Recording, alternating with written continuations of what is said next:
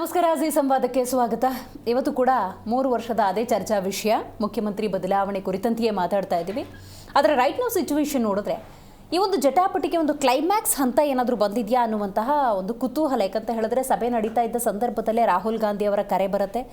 ಮುಖ್ಯಮಂತ್ರಿ ಸಿದ್ದರಾಮಯ್ಯನವರಿಗೆ ದೆಹಲಿಯಿಂದ ಬುಲಾವ್ ಅಂದಾಗ ಬಹಳ ಮುಖ್ಯವಾಗಿ ರಾಜ್ಯ ರಾಜಕಾರಣದಲ್ಲಿ ಬಹಳ ಮಹತ್ವದ ಬದಲಾವಣೆಯಾಗುವ ಸಾಧ್ಯತೆ ಇದೆಯಾ ಅನ್ನುವಂಥ ವಾತಾವರಣ ನಿರ್ಮಾಣ ಆಗಿದೆ. ಹಾಗಾಗಿ ದೆಹಲಿಗೆ ಸಹಜವಾಗಿ ಎಲ್ಲ ನಾಯಕರು ಕೂಡ ಭೇಟಿ ಕೊಡ್ತಾನೆ ಇರ್ತಾರೆ.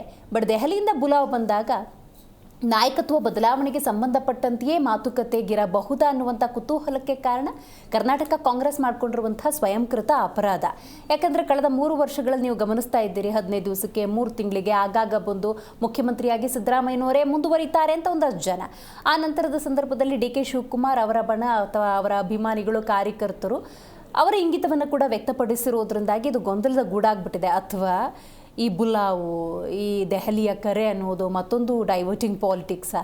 ಎಲ್ಲವನ್ನ ಡೀಟೇಲಾಗಿ ಚರ್ಚೆ ಮಾಡ್ತಾ ಹೋಗೋಣ. ನಾನು ದಿವ್ಯಶ್ರೀ.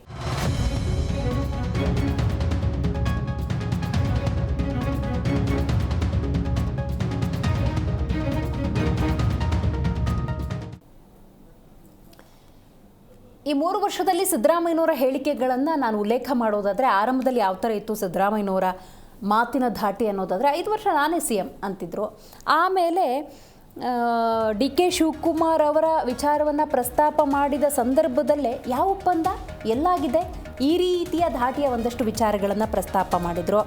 ಆಮೇಲೆ ಹೈಕಮಾಂಡ್ ಸೂಚನೆಯಂತೆ ಹೆಂಗೆ ನಡ್ಕೋಬೇಕು ಅದಾಗುತ್ತೆ ಅಂತ. ಈಗ ಹೈಕಮಾಂಡ್ ಏನು ಸೂಚನೆ ಕೊಡುತ್ತೆ ಅದಕ್ಕೆ ಬದ್ಧರಾಗಿ ನಿಂತ್ಕೊಳ್ಳೋದಾಗಿ ಹೇಳಿಕೆಗಳನ್ನು ಕೊಡ್ತಾ ಇರೋದ್ರಿಂದಾಗಿ ಆರಂಭದ ದಿವಸಕ್ಕೂ ಇವತ್ತಿಗೂ ಸಿದ್ದರಾಮಯ್ಯನವರ ಸ್ಟೇಟ್ಮೆಂಟ್ ಹಂತ ಹಂತವಾಗಿ ಯಾವ ರೀತಿ ಇದೆ ಅನ್ನೋದನ್ನು ನಾವು ನೋಡೋದಾದರೆ ಡೆಫಿನೆಟ್ಲಿ ಸಮ್ ಚೇಂಜಸ್ ಏನಾದರೂ ಆಗೋ ಚಾನ್ಸಸ್ ಇದೆಯಾ ಅಂಥೇಳಿ. ಯಾಕಂದರೆ 3 ವರ್ಷದ ಆಡಳಿತ ಆಗಿದೆ. 3 ವರ್ಷದ ಆಡಳಿತದ ನಂತರದ ಸಂದರ್ಭದಲ್ಲಿ ಸಿದ್ದರಾಮಯ್ಯನವರು ಸ್ವತಃ ಕುರ್ಚಿಯನ್ನು ಬಿಟ್ಟುಕೊಡ್ತಾರೋ ಅಥವಾ ಹೈಕಮಾಂಡ್ ಸೂಚನೆ ಕೊಟ್ಟ ಮೇಲೆ ಬಿಟ್ಕೊಡ್ತಾರೋ ಅಥವಾ ಬಿಟ್ಕೊಡುವ ಅಂತ ಯಾವುದೇ ಪ್ರಕ್ರಿಯೆಗಳಿಲ್ಲ, ಸಿದ್ದರಾಮಯ್ಯನವರೇ ಮುಂದುವರಿಬೇಕು ಅಂತ ಹೇಳ್ತಾರೆ. ಗೊತ್ತಿಲ್ಲ, ಅದು ಹೈಕಮಾಂಡ್ ತೀರ್ಮಾನ ಮಾಡಬೇಕು. ಬಟ್ ಇದು ಹೆಂಗಾಗಿದೆ ಅಂದರೆ, ಇಂತಹ ಬೆಳವಣಿಗೆಗಳು ಗಾಯಕ್ಕೆ ಉಪ್ಪು ಸುರಿದಂಗೆ ಅದು ಹೆಚ್ಚಾಗ್ತಾನೆ ಇರುತ್ತೆ ಹೊರತು ಅದಕ್ಕೆ ಪರಿಹಾರ ಅಂತೂ ಒದಗಿಸ್ತಾ ಇಲ್ಲ. ಹೈಕಮಾಂಡ್ ಗಟ್ಟಿಯಾಗಿದ್ದರೆ ಒಂದು ಸ್ಪಷ್ಟ ಸಂದೇಶವನ್ನು ರಾಜ್ಯದ ಜನತೆಯನ್ನು ಉದ್ದೇಶಿಸಿ ಹೇಳಲೇಬೇಕಾಗತ್ತೆ. ರಣದೀಪ್ ಸಿಂಗ್ ಸುರ್ಜೇವಾಲಾ ಇವತ್ತು ಮಾತಾಡ್ತಿದ್ದ ಸಂದರ್ಭದಲ್ಲಿ ಸುದ್ದಿಗೋಷ್ಠಿಯಲ್ಲಿ ದೊಡ್ಡ ದೊಡ್ಡ ವಿಚಾರಗಳನ್ನು ಪ್ರಸ್ತಾಪ ಮಾಡಿದ್ರು. ಅಫ್ಕೋರ್ಸ್ ಕರ್ನಾಟಕ ರಾಜ್ಯದ ಹಿತದೃಷ್ಟಿಯಿಂದ ಬೆಲೆ ಏರಿಕೆ ಇರ್ಬೋದು, SIR ಇರಬೇಕು, ದೊಡ್ಡ ದೊಡ್ಡ ಮಾತುಗಳನ್ನು ಆಡೋರು ರಾಜ್ಯದ ಅದೇ ಜನರನ್ನು ಈ 3 ವರ್ಷಗಳ ಕಾಲ ಗೊಂದಲದಲ್ಲಿಟ್ಟಿದಾರಲ್ಲ, ಅದ್ರ ಬಗ್ಗೆ ಮಾತಾಡ್ಬೋದಿತ್ತು. ಹಿ ಡಿಡ್ಂಟ್ ಸ್ಪೀಕ್. CM ಸಿದ್ದರಾಮಯ್ಯನವ್ರಿಗೆ ಎನಿಹೌ ಈಗ ಹೈಕಮಾಂಡ್ನಿಂದ ಬುಲಾವ್ ಬಂದಿದೆ. ಬೆಂಗಳೂರಿನಲ್ಲಿ ಸಭೆ ನಡೀತಾ ಇದ್ದಾಗಲೇ ಬಂದಿರುವಂತಹ ರಾಹುಲ್ ಗಾಂಧಿ ಅವರ ಕರೆ ಕಾಂಗ್ರೆಸ್ನ ಕಿತ್ತಾಟಕ್ಕೆ. ಹಾಗಾದರೆ ನಾಳೆ ಏನಾದರೂ ಬ್ರೇಕ್ ಬೀಳಬಹುತ್ತಾ ಅಥವಾ ಸಚಿವ ಸಂಪುಟ ಪುನರಚನೆಗೆ ಏನಾದರೂ ಗ್ರೀನ್ ಸಿಗ್ನಲ್ ಕೊಡ್ತಾರಾ? ಹೀಗೆ ಆಗುತ್ತೆ ಅಂತ ಈಗಂತೂ ಹೇಳೋದು ಬಹಳ ಕಷ್ಟ. ಯಾಕಂದರೆ ಅಂತಿಮವಾಗಿ ರಾಹುಲ್ ಗಾಂಧಿ ಅವರೇ ತೆಗೆದುಕೊಳ್ಳಬೇಕಾದಂಥ ನಿರ್ಧಾರ. ಯಾಕಂದರೆ AICC ಅಧ್ಯಕ್ಷರಾಗಿರುವಂಥ ಮಲ್ಲಿಕಾರ್ಜುನ ಖರ್ಗೆ ಅವರು ಕೂಡ ಹಲವಾರು ಸಂದರ್ಭದಲ್ಲಿ ಈ ಗೊಂದಲದ ಕುರಿತಂತೆ ಪ್ರಸ್ತಾಪ ಮಾಡಿದಾಗಲೂ ಕೂಡ ಹೈಕಮಾಂಡ್ ಮಟ್ಟದಲ್ಲಿ ಚರ್ಚೆ ಮಾಡ್ತೀವಿ ಅಂತಲೇ ಹೇಳಿರೋದ್ರಿಂದಾಗಿ ಅಂತಿಮವಾಗಿ ಅವರು ಕೂಡ ನಿರ್ಣಯವನ್ನು ಇದುವರೆಗೂ ತಗೊಂಡಿಲ್ಲ. ಸೊ ಹಾಗಾಗಿ ರಾಹುಲ್ ಗಾಂಧಿ ಅವರ ವಿಚಾರಕ್ಕೆ ಬರೋದಾದರೆ, ರಾಹುಲ್ ಗಾಂಧಿ ಅವರು ಸಂಪುಟ ಪುನರಚನೆ ಆಗಬೇಕು ಅಂತ ಹೇಳ್ತಾರಾ ಅಥವಾ ಮುಖ್ಯಮಂತ್ರಿ ಬದಲಾವಣೆ ಅನ್ನೋದ್ರ ಬಗ್ಗೆ ಒಂದು ಕ್ಲಾರಿಟಿಯನ್ನು ಕೊಡ್ಬೋದಾ ಅನ್ನುವಂತಹ ಒಂದು ಕುತೂಹಲ ಪ್ರಶ್ನೆ ಹಾಗೆ ಉಳ್ಕೊಂಡಿದೆ. ನಾಳೆ ಮೇ ಬಿ ಕ್ಲೈಮ್ಯಾಕ್ಸ್. ಅದಾಗಿಲ್ಲ ಅಂದರೆ ಇನ್ನೂ 2 ವರ್ಷಗಳ ಕಾಲ ಇದನ್ನೇ ಮಾತಾಡಬೇಕಾಗುತ್ತೋ ನಿಜಕ್ಕೂ ಕೂಡ ಗೊತ್ತಿಲ್ಲ. ಇದಕ್ಕೆ ಸಂಬಂಧಪಟ್ಟಂತೆ ಹಲವರು ಮಾತಾಡಿದ್ದಾರೆ, ಬನ್ನಿ ಕೇಳೋಣ. ನಾಳೆ 11 ಗಂಟೆಗೆ ಮುಹೂರ್ತ ಫಿಕ್ಸ್ ಆಗಿದೆ. ಅದೇನು ಮುಹೂರ್ತ ಫಿಕ್ಸ್ ಆಗಿದೆ ಅಟ್ಟ ಒಳಗಡೆ ಏನೇನೇ ಗೊತ್ತಿಲ್ಲ. ಅಜೆಂಡಾ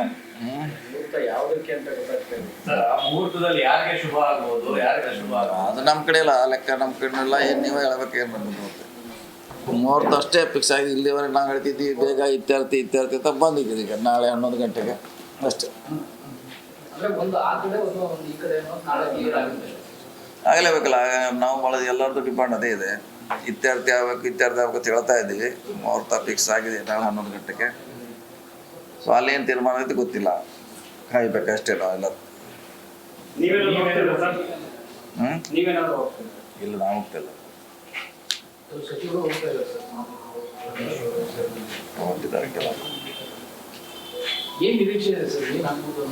ಇತ್ಯರ್ಥ ಆಗೋದು ನಿರೀಕ್ಷೆ ಅಷ್ಟೇ ರೀ. ಇತ್ಯರ್ಥ ಆಗ್ಬೇಕಲ್ಲ. ಈಗ ಗೊಂದಲ, ಅನಾವಶ್ಯಕ ಹೇಳಿಕೆಗಳು ನಿಲ್ಲಬೇಕನ್ನೋದು ಎಲ್ಲರದು ಕಾಂಗ್ರೆಸ್ಸಿನ ಕಾರ್ಯಕರ್ತರ ಆಸೆ ಆಗಿದ್ರೆ ಸ್ಮೂತ್ ಮಾಡ್ಲಿಕ್ಕೆ ಹೈಕಮಾಂಡ್ ಇದ್ದೇ ಇದ್ರಲ್ಲ. ಎಂಥ ಸಂದರ್ಭ ಅಂದ್ರೆ ಅವ್ರು ಸ್ಮೂತಾಗಿ ಹ್ಯಾಂಡಲ್ ಮಾಡೇ ಮಾಡ್ತಾರೆ. ಸ್ಮೂತಾಗಿ ಮಾಡಲಿಕ್ಕೆ ಹೈಕಮಾಂಡ್ ಇರೋದು. ಹೈಕಮಾಂಡ್ ಮೇಲೆ ಬಿಡೋಣ, ಸ್ಮೂತಾಗಿ ಹ್ಯಾಂಡಲ್ ಮಾಡ್ತಾರೆ. ರೀಶಫಲ್ ಆಗದ್ದು ಸುಮಾರು 6 ತಿಂಗಳಿಂದ ಇದೆ. ಹಿಂದೆ ಇರ್ತಕ್ಕಂಥ ಒಂದು ಸಂದರ್ಭದಲ್ಲಿ ಎಲ್ಲ ನಮ್ಮ ಪಕ್ಷದ ವರಿಷ್ಠರು, ಮುಖಂಡರು ಎಲ್ಲರೂ ಸೇರಿ ನವೆಂಬರ್ 20ನೇ ತಾರೀಕು ಆಸ್ಪಾಸ್ 2.5 ವರ್ಷ ನಂತರ ರೀಶಫಲ್ ಮಾಡ್ತೀವಿ, ಪುನರ್ರಚನೆ ಮಾಡ್ತೀವಿ ಅಂತ ನಮಗೆ ಹೇಳಿದರು. ಆ ಒಂದು ರೀತಿಯಿಂದ ತಾವು ನೋಡಿದ್ರೆ ಈಗ 3 ವರ್ಷ ನಮ್ಮ ಸರ್ಕಾರ ಒಳ್ಳೆ ರೀತಿಯಿಂದ ಗ್ಯಾರಂಟಿಯನ್ನು ಕೊಟ್ಟು ಅಭಿವೃದ್ಧಿ ಮಾಡ್ತಕ್ಕಂಥ ಕೆಲಸ ಕಾರ್ಯಗಳನ್ನು ಜನರಿಗೆ ಮುಟ್ತಕ್ಕಂಥ ಎಲ್ಲ ನಾವು ಹೇಳಿದ್ದು ನುಡಿದಂತೆ ನಡೆದಿರುವಂಥ ನಮ್ಮ ಸರ್ಕಾರ ಕೆಲಸವನ್ನು ಮಾಡಿದೆ. ಸೊ ಮನೆಯೂ ಕೂಡ ತುಮಕೂರಲ್ಲಿ ಒಂದು ಬೃಹತ್ ಮಟ್ಟದ ಒಂದು ಕಾರ್ಯಕ್ರಮ ಆಯಿತು. ನಮ್ಮ ಪಕ್ಷದ, ನಮ್ಮ ಸರ್ಕಾರದ ಏನೇನು ಸಾಧನೆ ಇದೆ ಎಲ್ಲವನ್ನು ಕೂಡ ಹೇಳಿದ್ವಿ. ಸೊ ಬಹುಶಃ ನಂಗೆ ತಿಳಿದಿರುವಂತೆ ಪಕ್ಷದ ವರಿಷ್ಠರು, ಹೈಕಮಾಂಡ್ ನಮ್ಮ ನಾಯಕರಿಗೆ, ಮಾನ್ಯ ಮುಖ್ಯಮಂತ್ರಿಯವರಿಗೆ, ಉಪಮುಖ್ಯಮಂತ್ರಿಯವರಿಗೆ ಮತ್ತು ಎಲ್ಲ ಹಿರಿಯ ನಾಯಕರಿಗೆ ಕೆಲವ್ರಿಗೆ ಕರೆದಿದ್ದಾರೆ. ಒಂದಂತೂ ನಮ್ಮ ಈಗ ರಾಜ್ಯಸಭಾ ಚುನಾವಣೆ ಇದೆ, ಹಾಗೂ MLC ಆಯ್ಕೆ ಮಾಡ್ತಕ್ಕಂಥ ಒಂದು ಚುನಾವಣೆಯೂ ಕೂಡ ಇದೆ. ಅದ್ರ ಜೊತೆಯಾಗಿ ಮುಂದೆ ಏನೇನು ಮಾಡಬೇಕು ರೀಶಫಲ್ ಬಗ್ಗೆ ಇರಬಹುದಂತ ಮುಂದೆ ಇರ್ತಕ್ಕಂಥ 1-2 ದಿವಸದಲ್ಲಿ ಎಲ್ಲರಿಗೂ ಗೊತ್ತಾಗ್ತದೆ. ಇದು ನಮ್ಮ ಪಕ್ಷದಲ್ಲಿ ಹೈಕಮಾಂಡ್ ಇಸ್ ಸುಪ್ರೀಂ. ನಾನು ಪದೇ ಹೇಳಿದ್ದೀನಿ, ನಮ್ಮ ಅಲಾಕಮಾನ್, ನಾವು ಹೈಕಮಾಂಡ್, ನಮ್ಮ ಕಾಂಗ್ರೆಸ್ ಪಾರ್ಟಿಯಲ್ಲಿ ಏನಿದೆ, ಅವ್ರು ಏನು ಒಂದು ತೀರ್ಮಾನವನ್ನು ತಗೊಳ್ತಾರೆ ಪಕ್ಷದ ಒಂದು ಹಿತದೃಷ್ಟಿಯಲ್ಲಿ 2028 ಗಮನದಲ್ಲಿಟ್ಕೊಂಡು ಯಾವೊಂದು ರೀತಿಯಿಂದ ಒಂದು ತೀರ್ಮಾನವನ್ನು ತಗೊಳ್ತಾರೆ, ಅದಕ್ಕೆ ನಮ್ಮ ಪಕ್ಷದ ಎಲ್ಲ ಶಾಸಕರು ನಾವು ಬದ್ಧರಾಗಿದ್ದೀವಿ ಅಂತ ಪದೇ ನಾವೆಲ್ಲ ಹೇಳಿದ್ದೀವಿ. ಸಿದ್ದರಾಮಯ್ಯನವರು ಕರೆದಿರೋದು ಸಿದ್ದರಾಮಯ್ಯನವರು ಒಬ್ಬರನ್ನೇ. ಆದರೆ ತಂತ್ರಗಾರಿಕೆ ಇರ್ತಕ್ಕಂಥ ಸಿದ್ದರಾಮಯ್ಯ ಒಬ್ಬರೇ ಓದ್ತಾ ಇಲ್ಲ. ಅವರ ಪಟಾಲಂ ಜಾರ್ಜ್ ಅವರು, ಪರಮೇಶ್ವರ್ ಅವರು, ಮಾದೇವಪ್ಪ, ಆಮೇಲೆ ಜಾರಕಿಹೊಳಿ, ಬೈರತಿ ಪರ್ಮನೆಂಟ್ಗೆ ಹಾಕಿ, ಪರ್ಮನೆಂಟು, ಇವರೆಲ್ಲ ಗ್ಯಾಂಗ್ ಮಾಡ್ಕೊಂಡು ಓದ್ತಾ ಇದ್ದಾರೆ. ಪಾಪ ಅದೇನೋ DK ಶಿವಕುಮಾರ್ ಇವತ್ತು ಹೇಳಿದ್ರಂತೆ, ನಾನೇನೋ ಬೆವರು ಸುರಿಸಿ ಕಾಂಗ್ರೆಸ್ ಪಾರ್ಟಿಯನ್ನು ಅಧಿಕಾರಕ್ಕೆ ತಂದೆ, ಅದಕ್ಕೆ ಬೆವರು ಸುರಿಸಿದ್ದಕ್ಕೆ ನಿನ್ನ ಕೈಗೆ ಚಿಪ್ ಕೊಟ್ಟಿರೋದು. ಅವು ಭವಿಷ್ಯ ನುಡಿದಿದ್ದಂತೆ ಮನುಷ್ಯ. 136 ಸೀಟು ಬಂದೇ ಬರ್ತೈತೆ ಅಂತ ಭವಿಷ್ಯ ನುಡಿದ್ಬಿಟ್ಟಿದ್ದಂತೆ. ಸ್ವತಃ ನಿನ್ನ ಭವಿಷ್ಯನೇ ನುಡಿಯೋಕ್ಕಾಗಲ್ಲ ನೀನು, ಇನ್ನು ರಾಜ್ಯದ ಭವಿಷ್ಯ ನುಡಿಯೋಕ್ಕೆ ನಂಬ್ತಾರೆ ಯಾರಾದರೂ? ನಿನ್ನ ಭವಿಷ್ಯನೇ ನೀನು ನುಡಿಯೋಕ್ಕಾಗ್ತಾ ಇಲ್ಲ. ಹೇಳ್ತಾನೆ ಇದೆಯಾ ನವಂಬರಿಂದ, ನಾಳೆ ತಗೊಂತೀನಿ, ನಾಡ್ದು ತಗೊಂತೀನಿ, ಫ್ಲೆಕ್ಸ್ ರೆಡಿ ಮಾಡ್ಕೊಳ್ರಿ, ಬ್ಯಾನರ್ ರೆಡಿ ಮಾಡ್ಕೊಳ್ಳಿ, ಬಂದೇ ಬಿಡ್ತು. ಕಾಲ ತೀರ್ಮಾನ ಮಾಡ್ತೈತೆ, ಅಜ್ಜಯ್ಯ ತೀರ್ಮಾನ ಮಾಡ್ತಾನೆ, ತಿರುಪತಿ ವೆಂಕಟರಮಣ ತೀರ್ಮಾನ ಮಾಡ್ತಾನೆ. ಆಮೇಲೆ ಏನು ಕೊಟ್ಟಿಲ್ಲ ಅಂದರೆ ಒದ್ಬಿಟ್ಟು ಕಿತ್ಕೊಂತೀನಿ ಅಂತ ಅವ್ರೆ. ಒದ್ದು ಕಿತ್ಕೊಂಡಿಲ್ಲ. ಯಾ ಅಜ್ಜಯ್ಯನೂ ಇನ್ನೂ ವರ ಕೊಟ್ಟಿಲ್ಲ, ತಿರುಪತಿ ವೆಂಕಟರಮಣ ಸ್ವಾಮಿ ಅಂತೂ ಗೋವಿಂದ ಅಂದ್ಬಿಟ್ಟವ್ರು. ಫಸ್ಟು ನಿನ್ನ ಭವಿಷ್ಯ ಹೇಳಿದ್ದಲ್ಲ 136 ಏನೋ, ಅದನ್ನು ಎಲ್ಲರೂ ಹೇಳಿರ್ತಾರೆ. ಈಗ ಮೊನ್ನೆ 5 ರಾಜ್ಯಗಳ ಚುನಾವಣೆ ಆದಾಗ ಎಲ್ಲ ಒಂದೊಂದು ಸರ್ವೆಗಳು ಎಲ್ಲ ಒಂದೊಂದು ಹೇಳಿದರು. ಸತೀಶ್ ಜಾರಕಿಹೊಳಿ ಅವರು ಮಾತಾಡೋ ಸಂದರ್ಭದಲ್ಲಿ ಇಷ್ಟು ದಿವಸಗಳ ಕಾಲ ಕಾಂಗ್ರೆಸ್ನ ನಾಯಕರು ಇದು ಪ್ರತಿಪಕ್ಷಗಳ ಅಪಪ್ರಚಾರ, ನಮ್ಮಲ್ಲಂಥ ಗೊಂದಲ ಇಲ್ಲ, ಇದು ಪ್ರತಿಪಕ್ಷಗಳ ಸೃಷ್ಟಿ, ಈ ಥರದ್ದು ಯಾವುದು ಸ್ಟೇಟ್ಮೆಂಟನ್ನು ಕೊಡಬಾರ್ದು, ಯಾಕಂದರೆ ಅವರೇ ಮುಹೂರ್ತ ಫಿಕ್ಸು, ಗೊಂದಲ ಇದೆ ಅದನ್ನ ಇತ್ಯರ್ಥ ಮಾಡೋದಕ್ಕೆ ಈ ಬುಲ, ಈ ಥರದ್ದು ಬಹಳ ನೇರವಾಗಿ ಹೇಳಿರೋದ್ರಿಂದಾಗಿ ಆ ಥರದ ಮಾತುಗಳಿಗೆ ಈ ವೇದಿಕೆಯಲ್ಲೂ ಕೂಡ ಆಸ್ಪದ ಕೊಡಬಾರ್ದು. ಇದ್ರ ಜೊತೆಗೆ ಆರ್ ಅಶೋಕ್ ಅವರು ಕೂಡ ಉಲ್ಲೇಖ ಮಾಡ್ತಾಯಿದ್ರು. ಆದರೆ ಒಂದು ಕರೆಕ್ಷನ್ನು, DK ಶಿವಕುಮಾರ್ ಅವರು ಇದುವರೆಗೂ ಕೂಡ ಈ ಕಳೆದ 3 ವರ್ಷಗಳಲ್ಲಿ ಕೊಟ್ಟಿರುವಂಥ ಸ್ಟೇಟ್ಮೆಂಟನ್ನು ನೋಡೋದಾದರೆ ಜಾಣತನದ ಸ್ಟೇಟ್ಮೆಂಟ್ಗಳೇ, ಎಲ್ಲೂ ಕೂಡ ಅಧಿಕಾರ ವಿಚಾರವಾಗಿ ನೇರವಾದಂಥ ಹೇಳಿಕೆಯನ್ನು ಕೊಟ್ಟಿಲ್ಲ. ಜಾಣತನದ ಹೇಳಿಕೆಗಳನ್ನೇ ಕೊಟ್ಟಿರೋದ್ರಿಂದಾಗಿ ನೇರವಾಗಿ ಮುಖ್ಯಮಂತ್ರಿ ಕುರ್ಚಿ ಅಂತ ಎಲ್ಲೂ ಕೂಡ ಉಲ್ಲೇಖ ಮಾಡಿಲ್ಲ. ನಾವು ಅದನ್ನು ನೋಡಬೇಕಾಗತ್ತೆ. ರೈಟ್, ಈ ಬಗ್ಗೆ ಡೀಟೇಲ್ ಆಗಿ ಮಾತಾಡೋದಕ್ಕೆ ನಮ್ಮ ಕಾರ್ಯಕ್ರಮದಲ್ಲಿ ಕಾಂಗ್ರೆಸ್ ವಕ್ತಾರಾಗಿರುವಂಥ ಪುಷ್ಪಾ ಮಂಜುನಾಥ್ ರೆಡ್ಡಿ ಅವರಿದ್ದಾರೆ. ನಮಸ್ಕಾರ. JDS ವಕ್ತಾರರು ನಾಗೇಂದ್ರ ಅವರಿದ್ದಾರೆ. ನಮಸ್ಕಾರ. AP ವಕ್ತಾರರು ಶಶಿಧರ್ ಆರಾಧ್ಯ ಅವರಿದ್ದಾರೆ. ನಮಸ್ಕಾರ. ಇನ್ನು BJP ವಕ್ತಾರರು ಪ್ರಮೋದ್ ಕಾರ್ಕುನ್ ಝೂಮ್ನಿಂದ ಕನೆಕ್ಟ್ ಆಗಿದ್ದಾರೆ. ನಮಸ್ಕಾರ ಪ್ರಮೋದ್ ಅವರೇ. ನಮಸ್ಕಾರ ಮೇಡಮ್. ಹಾಗೆ ಸಂಪರ್ಕದಲ್ಲಿರಿ, ಮಾತಾಡ್ತೀನಿ ನಿಮ್ಮ ಜೊತೆ. ಪುಷ್ಪ ಅವರು ನೀವು ಹೇಳಬೇಕು, ಸತೀಶ್ ಜಾರಕಿಹೊಳಿ ಅವರು ಮಾತಾಡೋದನ್ನು ಗಮನಿಸಿದ್ರಿ, ಏನೋ ಮುಹೂರ್ತ ಫಿಕ್ಸ್ ಯಾವುದಕ್ಕೆ? ಸಂಪುಟ ಪುನರ್ರಚನೆಗ, ಮುಖ್ಯಮಂತ್ರಿ ಬದಲಾವಣೆಗ, ಅಥವಾ ಮುಖ್ಯಮಂತ್ರಿಯಾಗಿ ಸಿದ್ದರಾಮಯ್ಯನವರೇ ಮುಂದುವರಿಯಕ್ಕ? ಮೇಡಮ್, ನಾವು ಹೇಗಾದರೂ ತಗೋಬೋದು. ನೋಡಿ, ಈಗ ನಮ್ಮ ಕರ್ನಾಟಕದಲ್ಲಿ ರಾಜಕೀಯ ಅಂದ್ರೆ ವಲಯದಲ್ಲಿ ಈ ಕ್ಷಣಕ್ಕೂ ಗೊಂದಲದಲ್ಲೇ ಇಡ್ತೀರ ನಮ್ಮನ್ನ. ಇಲ್ಲ ಮೇಡಮ್, ಆ ಥರ ಯಾವ ಗೊಂದಲ ನಮಗಂತೂ ಇಲ್ಲ, ನಮ್ಮ ಪಕ್ಷದಲ್ಲಂತೂ ಇಲ್ಲ. ಆದ್ರೆ ಈಗ ಜನಗಳಿಗೆ ನಾವು ಉತ್ತರ ಕೊಡಬೇಕಾಗುತ್ತೆ. ಯಾಕಂದ್ರೆ 137 ಸೀಟ್ನ ಕೊಟ್ಟು ನಮ್ಮನ್ನ ಆಯ್ಕೆ ಮಾಡಿ ಇವತ್ತು ಕುರ್ಚಿ ಮೇಲೆ ಕೂರಿಸಿದ್ದಾರೆ ಅಂದಮೇಲೆ ಜನಗಳು ಪ್ರತಿನಿತ್ಯ ಕೇಳುವ ಪ್ರಶ್ನೆಗಳಿಗೆ ನಾವು ಉತ್ತರ ಕೊಡಲೇಬೇಕಾಗತ್ತೆ, ಕೊಡ್ತೀವಿ ಸಹ. ನೋಡಿ, ಈಗ ಸತೀಶ್ ಜಾರಕಿಹೊಳಿ ಅವರು ಏನು ಒಂದು ಸ್ಟೇಟ್ಮೆಂಟ್ನ ಕೊಟ್ಟಿದ್ದಾರೆ, ಹೌದು, ಪ್ರತಿಪಕ್ಷದವರು ಕೇಳ್ತಾ ಇರ್ತಾರೆ, ಜನನೂ ಕೇಳ್ತಿರ್ತಾರೆ ಕುರ್ಚಿ ಕದನ. ಅಂದರೆ ಸಿದ್ದರಾಮಯ್ಯ ಸಾಹೇಬ್ರಿಗಾಗಲಿ ಡಿ ಕೆ ಸರ್ಗಾಗಲಿ ಕುರ್ಚಿ ಬಗ್ಗೆ ಗೊಂದಲ ಇದೆಯೋ ಇಲ್ವೋ, ಒಟ್ಟು ಜನಗಳಿಗೆ ಮತ್ತು ವಿರೋಧ ಪಕ್ಷದವ್ರಿಗಂತೂ ಇದೆ ಅನ್ನೋ ರೀತಿ ಕಾಣಿಸ್ತಿದೆ ಅಲ್ವಾ? ಓಕೆ, ವಿರೋಧ ಪಕ್ಷದವರ ಪ್ರಕಾರನೇ ತಗೊಳ್ಳೋಣ. ಕುರ್ಚಿ ಕದನ ಇದೆ ಅಂದಾಗ ನಮ್ಮ DCM ಸಾಹೇಬರು ನೀವು ಹೇಳ್ದಂಗೆ ಎಲ್ಲೂ ಹೇಳಿಕೆಗಳು ಕೊಟ್ಟಿಲ್ಲ ನಾನು ಕುರ್ಚಿ ಬೇಕು ಅಂತ. ಒಂದು ವೇಳೆ ಇದೆ ಅನ್ನೋದಾದರೆ, ಅಥವಾ ಈ ರೀತಿಯ ಒಂದು ಇದು ಕರ್ನಾಟಕದಲ್ಲಿ ನಡೀತಿದೆ ಅನ್ನೋದಾದರೆ, ನಿಜ ನಮ್ಮ ಹೈಕಮಾಂಡ್ ಉತ್ತರ ಕೊಡಲೇಬೇಕಾಗುತ್ತೆ, ಆ ಗೊಂದಲವನ್ನು ನಿವಾರಣೆ ಮಾಡಲೇಬೇಕಾಗುತ್ತೆ. ಸೊ ಆ ನಿಟ್ಟಿನಲ್ಲಿ ಏನಾದರೂ ಸತೀಶ್ ಜಾರಕಿಹೊಳಿ ಅವರು ಒಂದು ಈ ರೀತಿ ಸ್ಟೇಟ್ಮೆಂಟ್ ಕೊಟ್ಟಿದ್ರೆ ಅದು ಒಳ್ಳೆಯದು, ಸ್ವಾಗತ ಅಂತಾನೆ ನಾನು ಹೇಳಕ್ ಬಯಸ್ತೀನಿ. ಯಾಕಂದ್ರೆ ಅದೊಂದು ಕ್ಲಾರಿಟಿ, ಒಂದು ಮಾತು ಹೇಳಿದ್ರೆ ಮುಗಿದೋಗುತ್ತದು.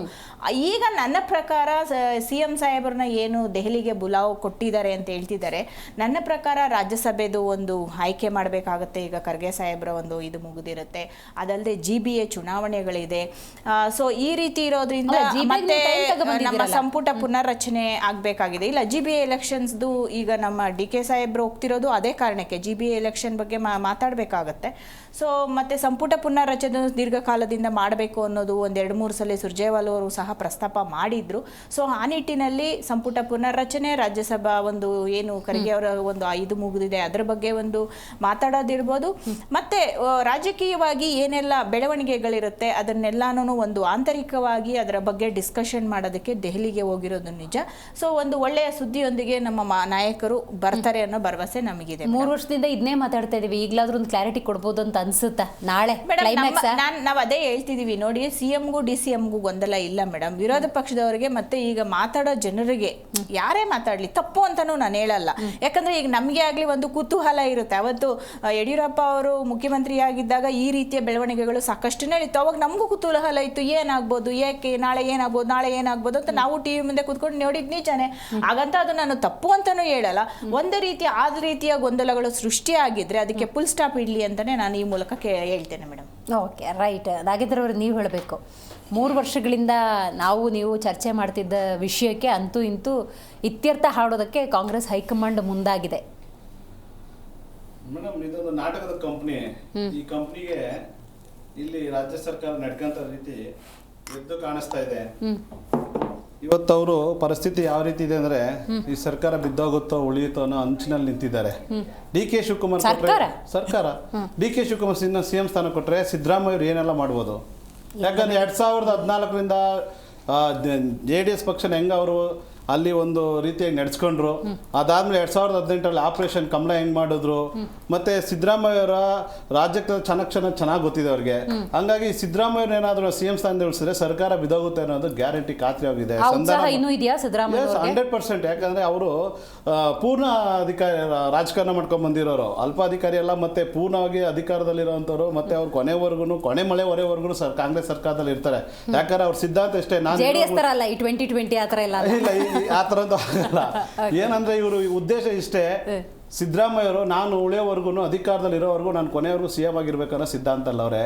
ಒಂದು ಪಕ್ಷ ಏನನ್ನ ಪಕ್ಷ ಇಳಿಸಿದ್ರಂದ್ರೆ 2018ರಲ್ಲಿ ಆಯ್ತಲ್ಲ ಆಪರೇಷನ್ ಕಮಲ, ಅದನ್ನ ಕ್ಲಿಯರ್ ಆಗಿ ಮಾಡ್ಬಿಡ್ತಾರೆ. ಸತ್ಯ ಅದನ್ನ ಕಟ್ಟಂಗೆ ಕ್ಲಿಯರ್ ಆಗಿ ಮಾಡ್ತಾರೆ.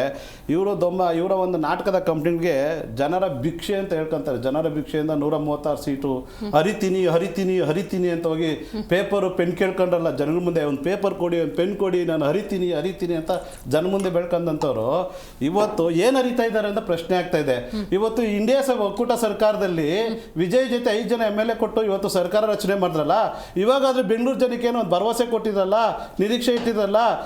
ಮೇಕೆದಾಟಿಂದ ಬೆಂಗಳೂರಿಗೆ ಪಾದಯಾತ್ರೆ ಮಾಡಿದ್ರಲ್ಲ, ನಾವು ಮೇಕೆದಾಟಿಂದ ಬೆಂಗಳೂರಿಗೆ ನೀರು ಕೊಡ್ತೀವಿ ಅಂತಂದ್ರಲ್ಲ, ಆ ಯೋಗ್ಯತೆಯ ಸರ್ಕಾರ ಮಾತನ್ನ ಉಳಿಸ್ಕೊಳ್ಳುತ್ತಾ ಅನ್ನೋದು ಬೇಕಾಗಿದೆ. ಇವತ್ತು ಹರಿತೀನಿ ಅಂತ ಇದುವರೆಗೂ ಹರಿದಿತ್ತು ಏನಿಲ್ಲ, ಕಿಸ್ದಿತ್ತು ಏನಿಲ್ಲ. ಕೊಟ್ಟ ಕುದೇ ನೇರನಾದ್ರೂ ಶೂರನೂ ಅಲ್ಲ, ಧೀರನೂ ಅಲ್ಲ. ಇಟ್ಕೊಂಡಿರೋ 4 ಪ್ರೋಟ್ಗಳಿದೆಲ್ಲ, ನೀರಾವರಿ ಇಲಾಖೆ ಡೆವಲಪ್ಮೆಂಟ್ ಮಾಡೋಕ್ಕಾಗಿಲ್ಲ. ಬೆಂಗಳೂರು ಅಭಿವೃದ್ಧಿ ಇವತ್ತು ಕೂಡ ಕಸಮಯವಾಗಿದೆ. ಇವತ್ತು ಕೂಡ ಬೆಂಗಳೂರು ಅಭಿವೃದ್ಧಿಯಲ್ಲಿ 7,000 ಕೋಟಿ ಅನುದಾನ ಹಾಕೊಂಡ್ರು. BBMP ತೆಗೆದು GB ಅಂತ ನಾಮಕರಣ ಮಾಡ್ಕೊಂಡ್ರು. ಇವತ್ತು ಬಿಡದಿಯಲ್ಲಿ ನಡೀತಾರಂತ ಒಂದು ರೈತರ ಜೀವಂತ ಹೋಮ ಅಂತ ಹೇಳ್ಬೋದು, ಮರಣ ಅಂತ ಹೇಳ್ಬೋದು. ಇವತ್ತು ಕಣ್ಣೀರ ಕಂಡು ಹೇಳ್ತಾ ಇದ್ದಾರೆ. 9,600 ಎಕರೆ ಲ್ಯಾಂಡು, 3,000 ಅಲ್ಲಿ ಗೋಮಾಳ ಜಮೀನಿದೆ. ಈ ಜಮೀನ ಇವತ್ತು ರೈತರೇ ಬೇಡ ಅಂದ್ರೆ ಇವ್ರು ಯಾರು ಕೇಳಕ್ಕೆ? ಇವ್ರ ಆಸ್ತಿನೇನ್ರಿ? ಇವ್ರ ಮನೆ ಆಸ್ತಿನ? ಇವತ್ತು ನಿಮಗೆ ಕೊಟ್ಟಿರೋ ಜನಭಿಕ್ಷೆ, ಆ ಜನಭಿಕ್ಷೆಯಿಂದ ನೀವು ಸರ್ವಾಧಿಕಾರ ಮಾಡಿ, ದೌರ್ಜನ್ಯ ಮಾಡಿ, ದುರಾಡಳಿತ ಮಾಡಿ ಇವತ್ತು ರೈತರನ್ನ ಬೀದಿಗೆ ಹಾಕ್ಸ್ತಾ ಇದ್ರಿ. ಸಣ್ಣ ರೈತರು ಇವ್ರು ಹೇಳ್ತಾರೆ 2 ಕೋಟಿ 1,000 ಕೋಟಿ ನೋಡಿರೋರು ಇವರು. ಆ ರೈತರಿಗೆ 2 ಕೋಟಿ ಬೆಲೆ ಕಟ್ತಾ ಇದ್ದಾರೆ. ಜೀವಂತ ತಲೆಮಾರಿಂದ ಬದುಕು ಬಂದಿರೋಂಥ ತಲೆಮಾರುಗಳಿಂದ ಬದುಕೊಂಡ್ ಬಂದಿರೋಂಥ ರೈತರು ಒಕ್ಲಿಬ್ಬಿಸಕ್ ಪ್ರಯತ್ನ ಮಾಡ್ತಾ ಇದ್ದಾರೆ. 5 ಕುಂಟೆ 2 ಕುಂಟೆ 3 ಕುಂಟೆ 10 ಕುಂಟೆ ಇರೋಂಥವ್ರು ಇವತ್ತು ಅಲ್ಲಿ ಕೋಳಿ ಸಾಕ್ತಾರೆ, ಹಸು ಸಾಕ್ತಾರೆ, ಇವತ್ತು ಹೈನುಗಾರಿಕೆ ಮಾಡ್ತಾರ, ರೇಷ್ಮೆ ಹುಳು ಸಾಕ್ತಾರೆ, ಮತ್ತೆ ಅಡಿಕೆ ಗಿಡ ಸಾಕ್ತಾರೆ, ಮತ್ತೆ ಅಲ್ಲಿ ಅಡಿಕೆ ತೋಟ, ಮಾವಿನ ತೋಟ, ಮತ್ತೆ ಏನ್ ತೆಂಗಿನ ತೋಟ ಇರೋಂಥ ರೈತರನ್ನ ಒಕ್ಕಲಿಬ್ಬಿಸ್ಬಿಟ್ಟು ಇವತ್ತು ನೀವು ಜಮೀನ ಕದ್ದು ಕಿತ್ಕೊಳಕ್ ಹೋಗ್ತಾ ಇದ್ರಲ್ಲ, ಬಲವಂತ ಕಿತ್ಕೋತಿದ್ಲ, ಆ ಕಣ್ಣೀರು ನಿಮ್ಗೆ ತಟ್ಟುತ್ತೆ. ಆ ಶಾಪ ಹಾಕ್ತಿದ್ರೆ ಪ್ರತಿ ಜನ ರೈತರು ಇವತ್ತು ಬೈದಿಂದ ಬದುಕ್ತಾ ಇದ್ದಾರೆ. ಈ ಸರ್ಕಾರ ಯಾಕೆ ತಂದ್ವಿ ನಾವು? ಈ ಸರ್ಕಾರ ತಂದಾಗಿಂದ ರೈತರ ಹೋರಾಟಕ್ಕೆ ಒಳ್ಳೆ ಬೆಲೆ ಸಿಗ್ತಾ ಇಲ್ಲ. ಒಂದು ರೈತರಿಗೆ ಪರಿಪೂರ್ಣವಾದ ಸಹಕಾರ ಇಲ್ಲ ಸರ್ಕಾರ. ಎಲ್ಲೆಲ್ಲಿ ನೋಡು KDB ಅಕ್ವಿಜಿಷನ್ ಅಂತಾರೆ. ಇವತ್ತು ಬಟ್ ಎಲ್ಲ ಉಪಚುನಾವಣೆಯಲ್ಲಿ ಅವರೇ ವಿನ್ ಆಗ್ತಿದ್ದಾರೆ. ಅದೇ ಬೈ ಎಲೆಕ್ಷನ್ ಅಲ್ಲಿ ಇನ್ನೇನ್ ನಡೀತೆ ಮೇಡಮ್? ಬೈ ಎಲೆಕ್ಷನ್ ಏನ್ ನಡೀತೆ? ಯಾವ ಆಡಳಿತ ಪಕ್ಷ ಇರುತ್ತೆ ನೋಡಿ. 3 ವರ್ಷದ ಆಡಳಿತದ ರಿಫ್ಲೆಕ್ಷನ್ ಈ ಬೈ ಎಲೆಕ್ಷನ್ ಅಂತ ಹೇಳಿದವರೇ ನೀವು. ನೋಡಿ ಮೇಡಮ್, ಯಾವುದೇ ಸರ್ಕಾರ ತಗೊಳ್ಳಿ, ಆಡಳಿತ ಪಕ್ಷ ಇರುವಂತ ಸಂದರ್ಭದಲ್ಲಿ ಬೈ ಎಲೆಕ್ಷನ್ ಆಗಲಿ ಸರ್ವಸಾಮಾನ್ಯವಾಗಿ ಬೈ ಎಲೆಕ್ಷನ್ ಗೆದ್ದು ಬರೋಂಥದ್ದು. ಇವತ್ತು ಏನ್ ಮಾಡಕ್ ಹೋಗ್ತಾ ಇದ್ದಾರೆ? ಇವತ್ತು ರೈತರನ್ನ ಬೇಡ ಅಂತಂದ್ರೆ ಕಿತ್ಕೊಳ್ಳೋಂಥ ಅಧಿಕಾರ ಯಾರು ಕೊಟ್ರು? ಕೇವಲ ನೀವು ಇರೋದು 2 ವರ್ಷ ಕೂಡ ಇರೋದು ಗ್ಯಾರಂಟಿ ಇಲ್ಲ. ನೀವು ಇವತ್ತು ಸಿಎಂ ಕುರ್ಚಿಗೋಸ್ಕರ ನೀವು ಅಭಿವೃದ್ಧಿನೇ ಮರ್ತೋಗ್ಬಿಟ್ಟಿದ್ರಿ. ಇವತ್ತು ಮಾತಿದ್ರೆ ಡೆಲ್ಲಿ, ಮಾತಿದ್ರೆ ತಮಿಳ್ನಾಡು, ಮಾತಿದ್ರೆ ಅಸ್ಸಾಂ, ಅದು ಬಿಟ್ಟರೆ ಹೈಕಮಾಂಡ್ ಬಾಳ್ ಕಾಯ್ತಾರೆ ಅಂತಾರೆ. ನಿಮ್ಗೆ ರಾಜ್ಯದ ಜನ ನಿಮ್ಮನ್ನ ಒಂದು ಭಿಕ್ಷೆ ಕೊಟ್ಟರಲ್ಲ, ಆ ಭಿಕ್ಷೆನ ಕಾಪಾಡ್ಕೊಂಡು ಇವತ್ತು ರಾಜ್ಯ ಜನ ಕಣ್ಣೀರಲ್ಲ, ರಕ್ತ ಕಣ್ಣೀರು ಬರ್ಸ್ತಾ ಇದ್ರಿ. ಇವತ್ತು ರೈತರು ಸರಿಯಾದ ಬೆಲೆ ಕೊಡ್ತಾ ಇಲ್ಲ. ರೈತರ ಭೂಮಿಯಾಗ ನೆಮ್ಮದಿ ಬದುಕಕ್ಕೆ ಅವರು ಒಂದು ಭೂಮಿನ ಬಿಡ್ತಾ ಇಲ್ಲ. ಇವತ್ತು ಬೆಂಗಳೂರು ಜನ ನೀರು ಕೊಡ್ತಾ ಇಲ್ಲ. ಇವತ್ತು KDB ಇಂಡಸ್ಟ್ರಿಯಲ್ಲಿ ಎಷ್ಟು ನೀವು ಡೆವಲಪ್ಮೆಂಟ್ ಮಾಡಿದ್ರಿ, ಎಷ್ಟು ಉದ್ಯೋಗ ಸೃಷ್ಟಿ ಮಾಡಿದ್ರಿ. ಇವತ್ತು KDB ಅಲ್ಲಿ ಅವ್ರು ಏನ್ ಕೇಳ್ತಾ ಇದಾರೆ? ಕರೆಂಟ್ ಕೊಡಿ, ರಸ್ತೆ ಕೊಡಿ, ನೀರು ಕೊಡಿ, ಇಂಡಸ್ಟ್ರಿಯಲ್ ಕೇಳ್ತಾ ಇದಾರೆ. ಆದ್ರೆ ನೀವೇನ್ ಹೇಳ್ತಾ ಇದ್ರಿ? ಇಷ್ಟ ಇದ್ರೆ ಇರಲಿಲ್ಲ, ಬಿಟ್ಟು ಹೋಗ್ರಿ ಅಂತ ಇದ್ರಿ. ಅಪಾರ್ಟ್ಮೆಂಟ್ ಬಂದ್ರೆ ನೀರು ತಿನ್ಕೊಂತಾರೆ. ಎಷ್ಟು ಇವತ್ತು ರಾಜ್ಯದ ಮುಖ್ಯಮಂತ್ರಿ DCM ಅವರು ಸಾಯಿ ಲೆವೆಟ್ಗೆ ಸತಿ ಬಂದಿದ್ದಾರೆ. ಲಾಸ್ಟ್ ಸತಿ ಹೋದಾಗ 5 ಜನ ದುರ್ಮರಣ ಆದ್ರು. ಅವತ್ತು ರೆಡ್ ಕಾರ್ಪೆಟ್ ಹಾಕೊಂಡು ನೀವು ಹೋಗಿ ಆ ಸಾವು ಜಾಗದಾಗ ಹೋಗಿ ನೀವು ರೆಡ್ ಕಾರ್ಪೆಟ್ ಹಾಕೋದ್ರಿ. ಇವಾಗ ಮಳೆ ಬರ್ತಾ ಇದೆಯಲ್ಲ, ಅದ್ರ ಬಗ್ಗೆ ನೀವು ಈ ಸತಿ ರೆಡ್ ಕಾರ್ಪೆಟ್ ಹಾಕೋತೀರಾ? ಇಲ್ಲ ಬೆಂಗಳೂರು ವೀಕ್ಷಣೆ ಮಾಡ್ತಾ ಇದ್ದೀರಾ? ನೀವು ನಿಮಗೆ ನಾಚಿಕೆ ಆಗಬೇಕು, ಅಧಿಕಾರದ ದಾಹಿಗಳು ನೀವು. ಇವತ್ತು ನಿಮ್ಮ ಒಂದು ಅಜೆಂಡಾ ಏನಂತಂದ್ರೆ CM DCM ಆಗಬೇಕು, DCM CM ಆಗಬೇಕು. ಇವತ್ತು ಸಚಿವರು ಸಂಪುಟ ವಿಸ್ತರಣೆ ಆಗಬೇಕು. ಇವತ್ತು ಹೊಸ ಶಾಸಕರಿಗೆ ಸಚಿವ ಸ್ಥಾನ ಕೊಡಬೇಕು, KPCC ಅಧ್ಯಕ್ಷ ಬದಲಾವಣೆ ಮಾಡಬೇಕು, ಮತ್ತೆ ಬರೀ ಸಾಧನೆ ಸಮಾವೇಶಗಳು ಅಂತ ಹೇಳ್ಕೊಂಡು ಇವತ್ತು 4,000 ಕೋಟಿ ಘೋಷಣೆ ಮಾಡಿ, ಲೂಟಿ ಮಾಡಿ, ಭ್ರಷ್ಟಾಚಾರ ಮಾಡಿ ಸರ್ಕಾರ, ಇವರು ಆರ್ಥಿಕ ದಿವಾಳಿಯಾಗಿರೋ ಸರ್ಕಾರ CM ಕುರ್ಚಿಗೆ ಹೊರಟಾಗ್ತದೆ. ಜನರ 7 ಕೋಟಿ ಜನ ಕಾಂಗ್ರೆಸ್ ಪಕ್ಷದ ಶಾಪ ಕಾಡುತ್ತೆ. ಓಕೆ ಪ್ರಮೋದ್ ಅವರೇ, ಕಡೆ ಪಕ್ಷ ಈಗಲಾದ್ರೂ ಎಲ್ಲ ಗೊಂದಲಗಳಿಗೆ ತೆರೆ ಬೀಳ್ಬೋದಾ? ನಾಳೆ ಏನಾದರೂ ಒಂದು ಫೈನಲ್ ಡೆಸಿಷನ್ ಹೈಕಮಾಂಡೇ ಸುದ್ದಿಗೋಷ್ಠಿ ಮಾಡಿ ಹೇಳುತ್ತೆ ಅಂತ ನಿರೀಕ್ಷೆ ಇಟ್ಕೋಬೋದಾ? ಯಾಕಂದರೆ ಅದು ಕಾಂಗ್ರೆಸ್ನ ಸ್ವಯಂಕೃತ ಅಪರಾಧವು, ಪ್ರತಿಪಕ್ಷಗಳ ಅಪಪ್ರಚಾರವು. ರಾಜ್ಯದ ಜನ ಮಾತ್ರ ಗೊಂದಲದಲ್ಲಿರೋದು ಸತ್ಯನೇ. ಯಾಕಂದರೆ ಆಗಾಗ ಮುಖ್ಯಮಂತ್ರಿ ಬದಲಾವಣೆ ಚರ್ಚೆ ಆಗ್ತಾನೇ ಇದೆ. ಅಲ್ಲಲ್ಲಿ ನಾಯಕರು ಕೊಡುವಂಥ ಹೇಳಿಕೆಗಳು ಗೊಂದಲವನ್ನು ಸೃಷ್ಟಿ ಮಾಡಿರೋದ್ರಿಂದಾಗಿ ನಾಳೆ ಇದಕ್ಕೆಲ್ಲ ಶುಭಂ ಅಂತ ನಿರೀಕ್ಷೆ ಮಾಡ್ಬೋದಾ? ಹೆಂಗೆ? ಇಲ್ಲ ಮೇಡಮ್, ಇದು ನಾಳೆ ಇದಕ್ಕೆ ಯಾವುದು ಕ್ಲೈಮ್ಯಾಕ್ಸ್ ಇಲ್ಲ, ಮುಹೂರ್ತನೂ ಇಲ್ಲ. ಅಲ್ಲ ನಿಮಗೆ ಬೇಕಾಗಿಲ್ವಾ? ಇಲ್ಲ, ನಾನೇ ಮುಂದೆ ಅದಕ್ಕೆ ಬರ್ತೇನೆ. 5 ರಾಜ್ಯಗಳ ಚುನಾವಣೆ ಆದ ಮೇಲೆ ಈ ಕಾಂಗ್ರೆಸ್ ಹೆದರಿ ಪತ್ರಗುಟ್ಟಿದೆ.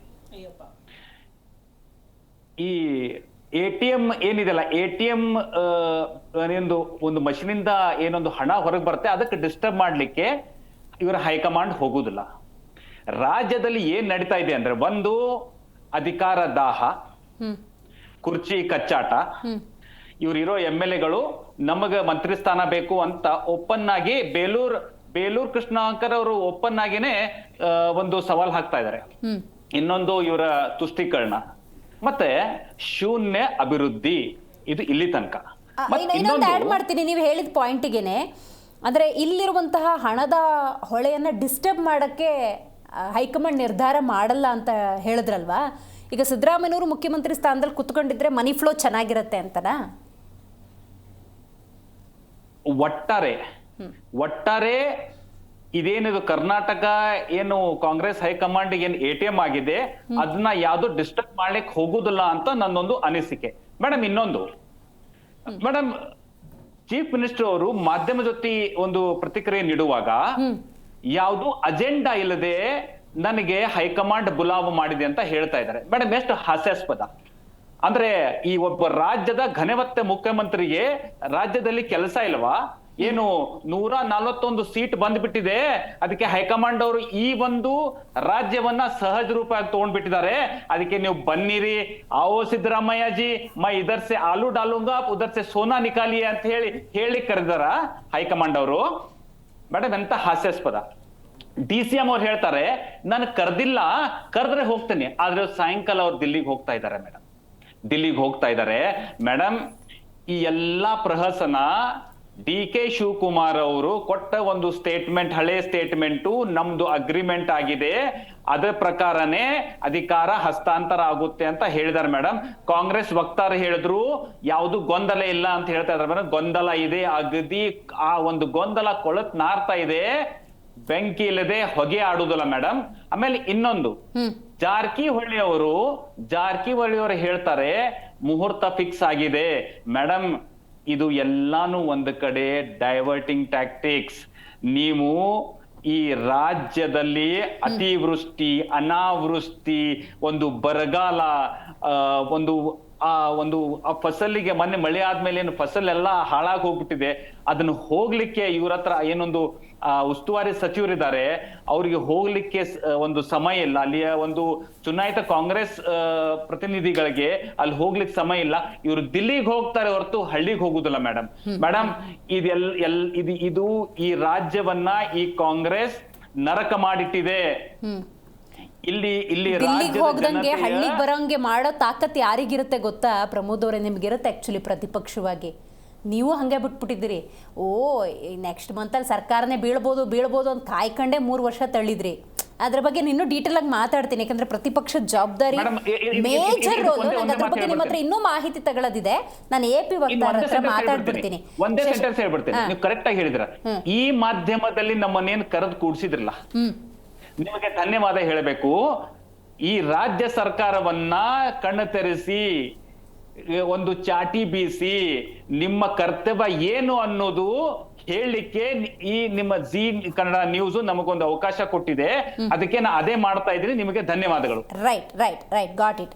ಶಶಿಧರ್ ಅವರೇ, ಏನು ಮಾಡಂಗಿಲ್ಲ, ನಾವು ಇದನ್ನು ಚರ್ಚೆ ಮಾಡಲೇಬೇಕಾಗಿದೆ. 3 ವರ್ಷದಿಂದ ಮಾಡಿದ್ವಿ, ನಾನು ನಾಳೆ ಮುಹೂರ್ತ ಅಂತಿದ್ದಾರೆ. ಆಗ್ಬಿಟ್ರೆ ಒಳ್ಳೇದು. ಹೈಕಮಾಂಡ್ ಪ್ಲಸ್ ಅವ್ರು ಮೈನಸ್ ಒಂದು ಸ್ಟೇಟ್ಮೆಂಟ್ ಕೊಟ್ಬಿಡ್ಬೇಕು. ಬಟ್ ಸಿದ್ದರಾಮಯ್ಯನವರ ಸ್ಟೇಟ್ಮೆಂಟ್ನ ಗಮನಿಸ್ಕೊಂಡು ಬರೋಣ. ಆರಂಭದಲ್ಲಿ 5 ವರ್ಷ ನಾನೇ CM, ಆ ನಂತರದ ದಿನಗಳಲ್ಲಿ ಒಪ್ಪಂದ ಅಂತ ಪ್ರಸ್ತಾಪ ಮಾಡ್ತಾರೆ DK ಶಿವಕುಮಾರ್ ಅವರು. ಯಾವುದದು ಒಪ್ಪಂದ? ಇಲ್ಲ, ಅಂಥದ್ದೇನೂ ಇಲ್ಲ ಅಂತ. ಆಮೇಲೆ ಧಾಟಿ ಬದಲಾಗ್ತಾ ಬರುತ್ತೆ. ಹೈಕಮಾಂಡ್ ಏನು ಹೇಳುತ್ತೆ ಅದನ್ನು ಫಾಲೋ ಮಾಡೋದು ಅಂತ.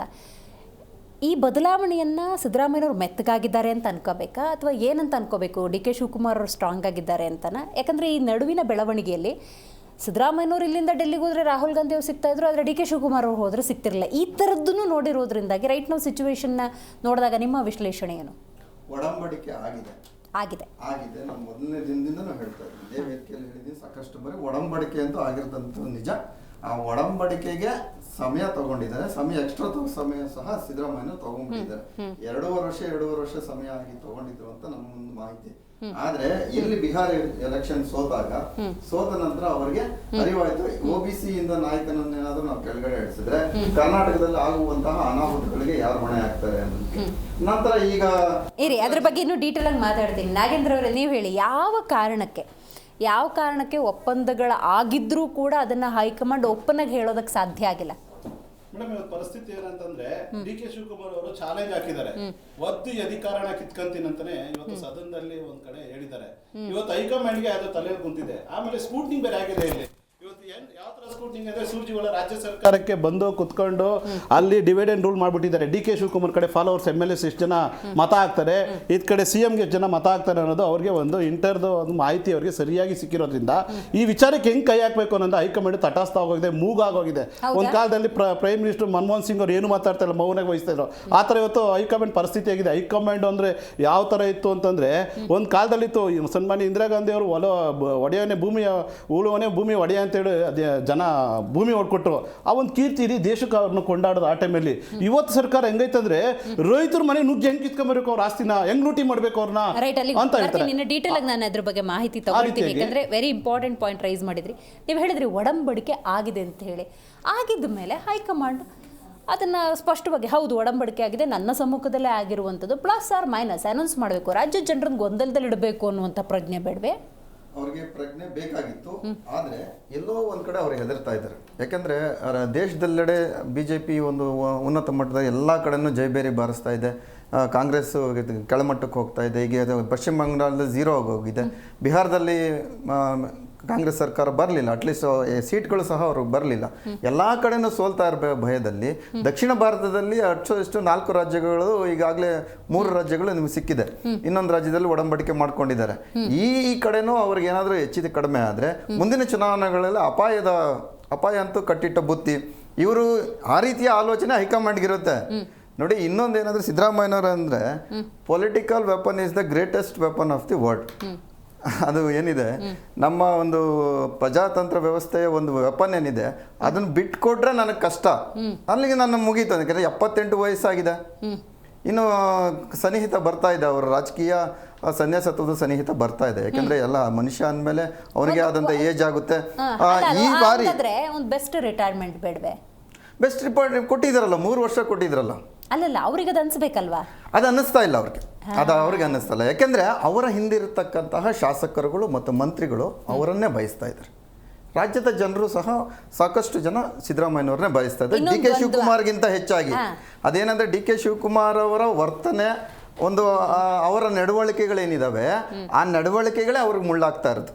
ಆ ನಡವಳಿಕೆಗಳನ್ನು ಅವ್ರು ಸರಿಪಡಿಸ್ಕೊಂಡಿದ್ರೆ ಈಗ ಪ್ರಮೋದ್ ಅವ್ರು ಮಾತಾಡ್ಬೇಕಾದ್ರು, ನಾಗೇಂದ್ರ ಅವ್ರು ಮಾತಾಡ್ಬೇಕಾದ್ರು, ನೀವು ಮಾತಾಡ್ಬೇಕಾದ್ರು, ಇಲ್ಲೇನಿತ್ತು ಅಂದ್ರೆ ಬದಲಾವಣೆ ಮಾಡೋದಕ್ಕೆ ಹೈಕಮಾಂಡ್ ಹೆದರ್ತಿದೆ. ಅಂದ್ರೆ ಯಾವ ಹೆದರಿಕೆ? ಅಹಿಂದ ಹೆದರಿಕೆ. ನೋಡಿ, ಅವರು ಕುರುಬ ಸಮಾಜದಿಂದ ಬರ್ತಾರೆ, 7% ಅಲ್ಲಿದೆ, 12% ಮುಸಲ್ಮಾನರಿದ್ದಾರೆ, ಇನ್ನು OBC ಇದ್ದಾರೆ, 16% SC/ST ಇದ್ದಾರೆ. ಇಷ್ಟೆಲ್ಲ ಕ್ರೋಢೀಕರಣಗೊಳಿಸ್ಕೋಂಥ ಶಕ್ತಿ ಸಿದ್ದರಾಮಯ್ಯನವ್ರು ಬಿಟ್ಟರೆ ಬೇರೆಯವ್ರಿಗಿಲ್ಲ. ಇವಾಗ ಜಾರಕಿಹೊಳಿ ಬಂದ ತಕ್ಷಣ ಏನೋ ಹಿಂದೆ ಒಂದು ಮತಗಳು ನಿಮ್ಗೆ ನೇರವಾಗಿ ಸಿಗ್ತವೆ ಅಂತ ಇಲ್ಲ.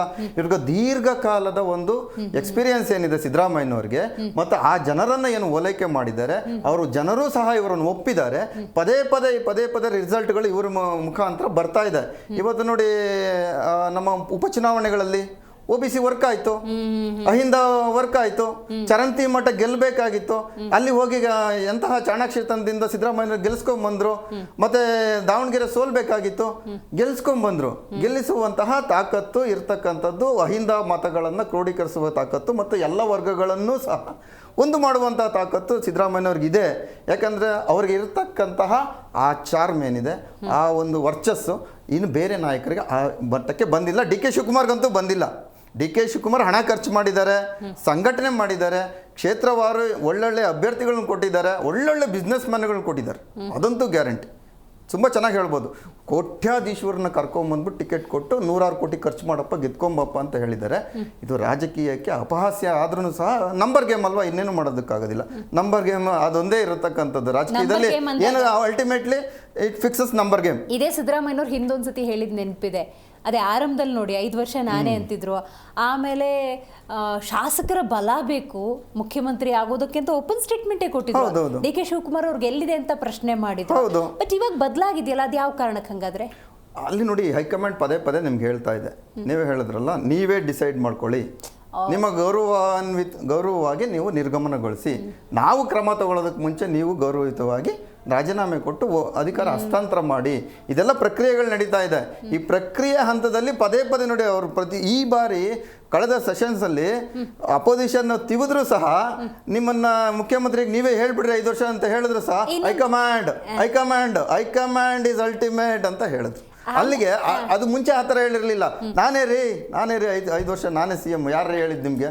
ನಿಮ್ದೆಲ್ಲ ಮಾಧ್ಯಮಗಳ ಗೂಬೆ ಕೂರಿಸ್ತಾ ಇದ್ರ, ಮಾಧ್ಯಮಗಳ ಹೇಳಿಕೆ ಸರಿ ಇಲ್ಲ ಅಂತ ಹೇಳ್ತಿದ್ರು. ಸಿದ್ದರಾಮಯ್ಯನವ್ರಿಗೆ ಹೈಕಮಾಂಡ್ ಅಂತ ಹೈಕಮಾಂಡ್ ನೋಡಿ ಅವತ್ತು ಮಾತಾಡಿದ್ವಿ.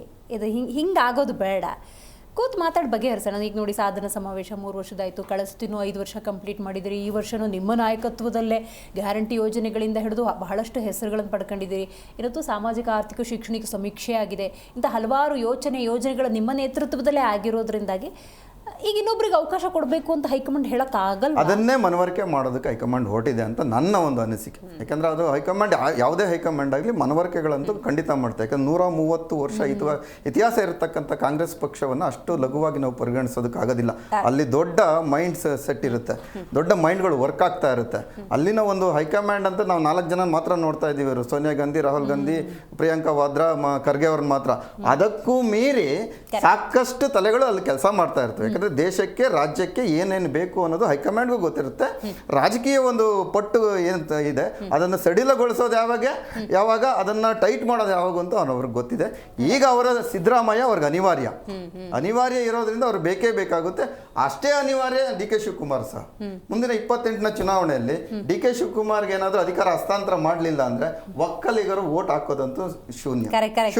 ಅವ್ರ 89 ಸ್ಥಾನದಲ್ಲಿ ಅವರ ಮೆಜಾರಿಟಿ ಇದೆ. ಆ 89 ಸ್ಥಾನದಲ್ಲಿ ಸುಮಾರು 45-46 ಸ್ಥಾನ ಇವತ್ತು ಗೆದ್ದಿದೆ ಕಾಂಗ್ರೆಸ್. ಅದು 20-22ಕ್ಕೆ ಬರೋದಂತೂ ಸತ್ಯ. ಅದು ಎಷ್ಟೇ ಸಿದ್ದರಾಮಯ್ಯ ಫ್ಯಾಕ್ಟ್ ಏನೇ ವರ್ಕ್ ಆದ್ರೂ ಸಹ ಅಲ್ಲಿ ಒಕ್ಕಲಿಗರ ಕೈ ಹಿಡಿಯೋದಂತೂ ಸತ್ಯ. ಯಾಕಂದ್ರೆ ಎಲ್ಲಾ ವರ್ಗಗಳ ಜನರು ಮತ ಹಾಕಿದ್ರೆ ಮಾತ್ರ ಎಲ್ಲ ಸೀಟ್ಗಳು ಬರ್ತಕ್ಕಂಥದ್ದು. ಕೇವಲ ಒಕ್ಕಲಿಗ, ಲಿಂಗಾಯತ, ಇನ್ನೊಬ್ರು ಮತ್ತೊಬ್ರು ಮಾತ್ರ ಮತ ಹಾಕಿದ್ರೆ ಬರೋದಿಲ್ಲ. ಎಲ್ಲರನ್ನು ಕ್ರೋಢೀಕರಿಸಿದ್ರಾಗ ಆ ಒಂದು ವಿಜಯಕ್ಕೆ 136 ಸೀಟ್ ಬರುವಂಥದ್ದು, 120 ಸೀಟ್ ಬರುವಂಥದ್ದು, ಸರ್ಕಾರ ರಚನೆ ಮಾಡುವಂಥದ್ದು ಆಗುತ್ತೆ. ಆ ನಿಟ್ಟಿನಲ್ಲಿ ಎಲ್ಲೂ ಹೈಕಮಾಂಡ್ ಇದ್ರ ಬಗ್ಗೆ ಯೋಚನೆ ಮಾಡ್ತಾ ಇದೆ. ಇದು ಏನಾದರೂ ಮಾಡಲಿ, ಒಂದು ಶಾಶ್ವತ ಪರಿಹಾರ ಕೊಟ್ಬಿಡ್ಲಿ. ಯಾಕಂದ್ರೆ 3 ವರ್ಷ ಇದನ್ನೇ ಹೇಳ್ಕೊಂಡೋಗಿದೆ. ರಾಜ್ಯದ ಜನ ತುಂಬಾ ತೊಂದರೆಲಿದ್ದಾರೆ. ತುಂಬಾ ಸೇಮ್ ಸಾಲ್ವ್ ಆಗೋದಿಲ್ಲ. ಈಗಾಗಲೇ 3 ಲಕ್ಷ ಕೋಟಿ ಇವರೇನೋ ಸಾಲ ಮಾಡಿದ್ದಾರೆ. ಹಳದಿ 2.5 ಲಕ್ಷ ಕೋಟಿ ಬಿಜೆಪಿ ಸಾಲ ಮಾಡಿತ್ತು. ಯಾರಿಗೂ ಹೊಣೆಗಾರಿಕೆಗಳೇ ಇಲ್ಲ. ರೈಟ್, ಇನ್ನು ಡೀಟೇಲ್ ಆಗಿ ನಾನು ಮಾತಾಡ್ತೀನಿ. ಸೊ ನೋಡ್ತಾ ಇದ್ರಲ್ಲ, ಈಗ ಹೈಕಮಾಂಡ್ ಅಂದಾಗ ಸಿದ್ದರಾಮಯ್ಯನವ್ರಿಗೆ ಕನ್ವಿನ್ಸ್ ಮಾಡಿ ಕರೆಸುತ್ತಾ ಅಥವಾ ಹೈಕಮಾಂಡೇ ಕನ್ವಿನ್ಸ್ ಆಗಿ ಹೋಗ್ಬಿಡುತ್ತಾ? ಇದ್ರ ಬಗ್ಗೆ ಒಂದಷ್ಟು ಹೈಕಮಾಂಡ್ ರೀತಿ ವರ್ತಿಸಬೇಕು ಅನ್ನೋದಾದ್ರೆ, ಈಗ ನೋಡಿ ಆಗಿರುವಂತಹ 3 ವರ್ಷದ ಬೆಳವಣಿಗೆಗಳನ್ನು ಗಮನಿಸಿದ್ದೀವಿ. ಈಗ ಸಿದ್ದರಾಮಯ್ಯನವರು ಅಂದಾಗ ಅವರ ರಾಜಕೀಯ ಪಟ್ಟುಗಳು ಗೊತ್ತು, DK ಶಿವಕುಮಾರ್ ಅವರ ಮನೋಭಾವನೆಗಳು ಗೊತ್ತು, ಅವರ ಪಟ್ಟು ಗೊತ್ತು, ಅವರ ತಂತ್ರಗಾರಿಕೆ ಗೊತ್ತು. ಇಂಥದ್ದೆಲ್ಲ ಸನ್ನಿವೇಶದ ನಡುವೆ ಪುಷ್ಪ ಅವರ ನೀವು ಹೇಳಬೇಕು. ಈಗ ಶಶಿಧರ್ ಅವರು ಹೇಳ್ದಂಗೆ ಕನ್ವಿನ್ಸ್ ಮಾಡುವಂಥ ಪ್ರಯತ್ನಗಳಾಗ್ಬೋದು, ಅಥವಾ ಅರ್ಥ ಮಾಡಿಸಿ ನೋಡಿ ಹಿಂಗೆ ಆಗಿದೆ, ಮುಂದಿನ ದಿನಗಳಲ್ಲಿ ಈ ಬದಲಾವಣೆ ತರೋಣ ಅಂಥೇಳಿ. ಈಗ ನಮ್ಮ ಹಲವಾರು ಸಂದರ್ಭದಲ್ಲಿ ನಮ್ಮ ಪ್ಯಾನಲಿಸ್ಟ್ ಎಲ್ಲ ಹೇಳ್ತಿರ್ತಾರೆ ಹೈಕಮಾಂಡ್ ಅಲ್ಲಿಲ್ಲ, ಕರ್ನಾಟಕದಲ್ಲಿರೋದು ಅಂತ. ಸೊ ಈ ಹೈಕಮಾಂಡ್ ಆ ಹೈಕಮಾಂಡ್ನ ಕನ್ವಿನ್ಸ್ ಮಾಡುತ್ತಾ, ಆ ಹೈಕಮಾಂಡ್ ಈ ಹೈಕಮಾಂಡ್ನ ಕನ್ವಿನ್ಸ್ ಮಾಡುತ್ತಾ? ಹೆಂಗಿದು ನೋಡಿ ಮೇಡಮ್, ನಾವು ಈಗ ದೇಶದಲ್ಲಿ ಏನು ಒಂದು ಕಾಂಗ್ರೆಸ್ ಪಕ್ಷ ಅಂತಿದೆ, ಈ ಮೊದಲಿಂದನೂ ನಮ್ಮದು ಹೈಕಮಾಂಡ್ ಅಂತ ನಾವು ಯಾವಾಗ್ಲೂ ದೆಹಲಿ ಕಡೆನೇ ಮುಖ ಮಾಡೋದು. ಅದು ಎಲ್ಲರಿಗೂ ಗೊತ್ತಿರೋ ವಿಚಾರ, ಅದನ್ನೇನು ಮುಚ್ಚಿಟ್ಕೊಂಡು ಹೇಳ್ಬೇಕೇನು ಇಲ್ಲ. ಈಗ ಪವರ್ ಶೇರಿಂಗ್ ಅಂತ ಏನು ಒಂದು ಇದನ್ನು ಕ್ರಿಯೇಟ್ ಮಾಡಿದ್ರು, ಈ ಮೊದಲು ಸಹ ಸದನದಲ್ಲಿ ಆರ್ ಅಶೋಕ್ ಅವ್ರು ಹೇಳಿದ್ರು ಜ್ಯೋತಿಷ್ಯ ನನಗೆ ಗೊತ್ತು, ಜ್ಯೋತಿಷ್ಯ ಹೇಳ್ತೀನಿ ಅಂತ. ಸುಮಾರು ಅಪೋಸಿಷನ್ ಅವರು ಡೇಟ್ ಫಿಕ್ಸ್ ಮಾಡಿದ್ರು, ಜನ ಡೇಟ್ ಫಿಕ್ಸ್ ಮಾಡಿದ್ರು. ಯಾವ ಡೇಟ್ಗೂ ಯಾಕೋ ಆಗಲಿಲ್ಲ, ಏನಾಗುತ್ತೋ ಯಾರಿಗೂ ಗೊತ್ತಿಲ್ಲ.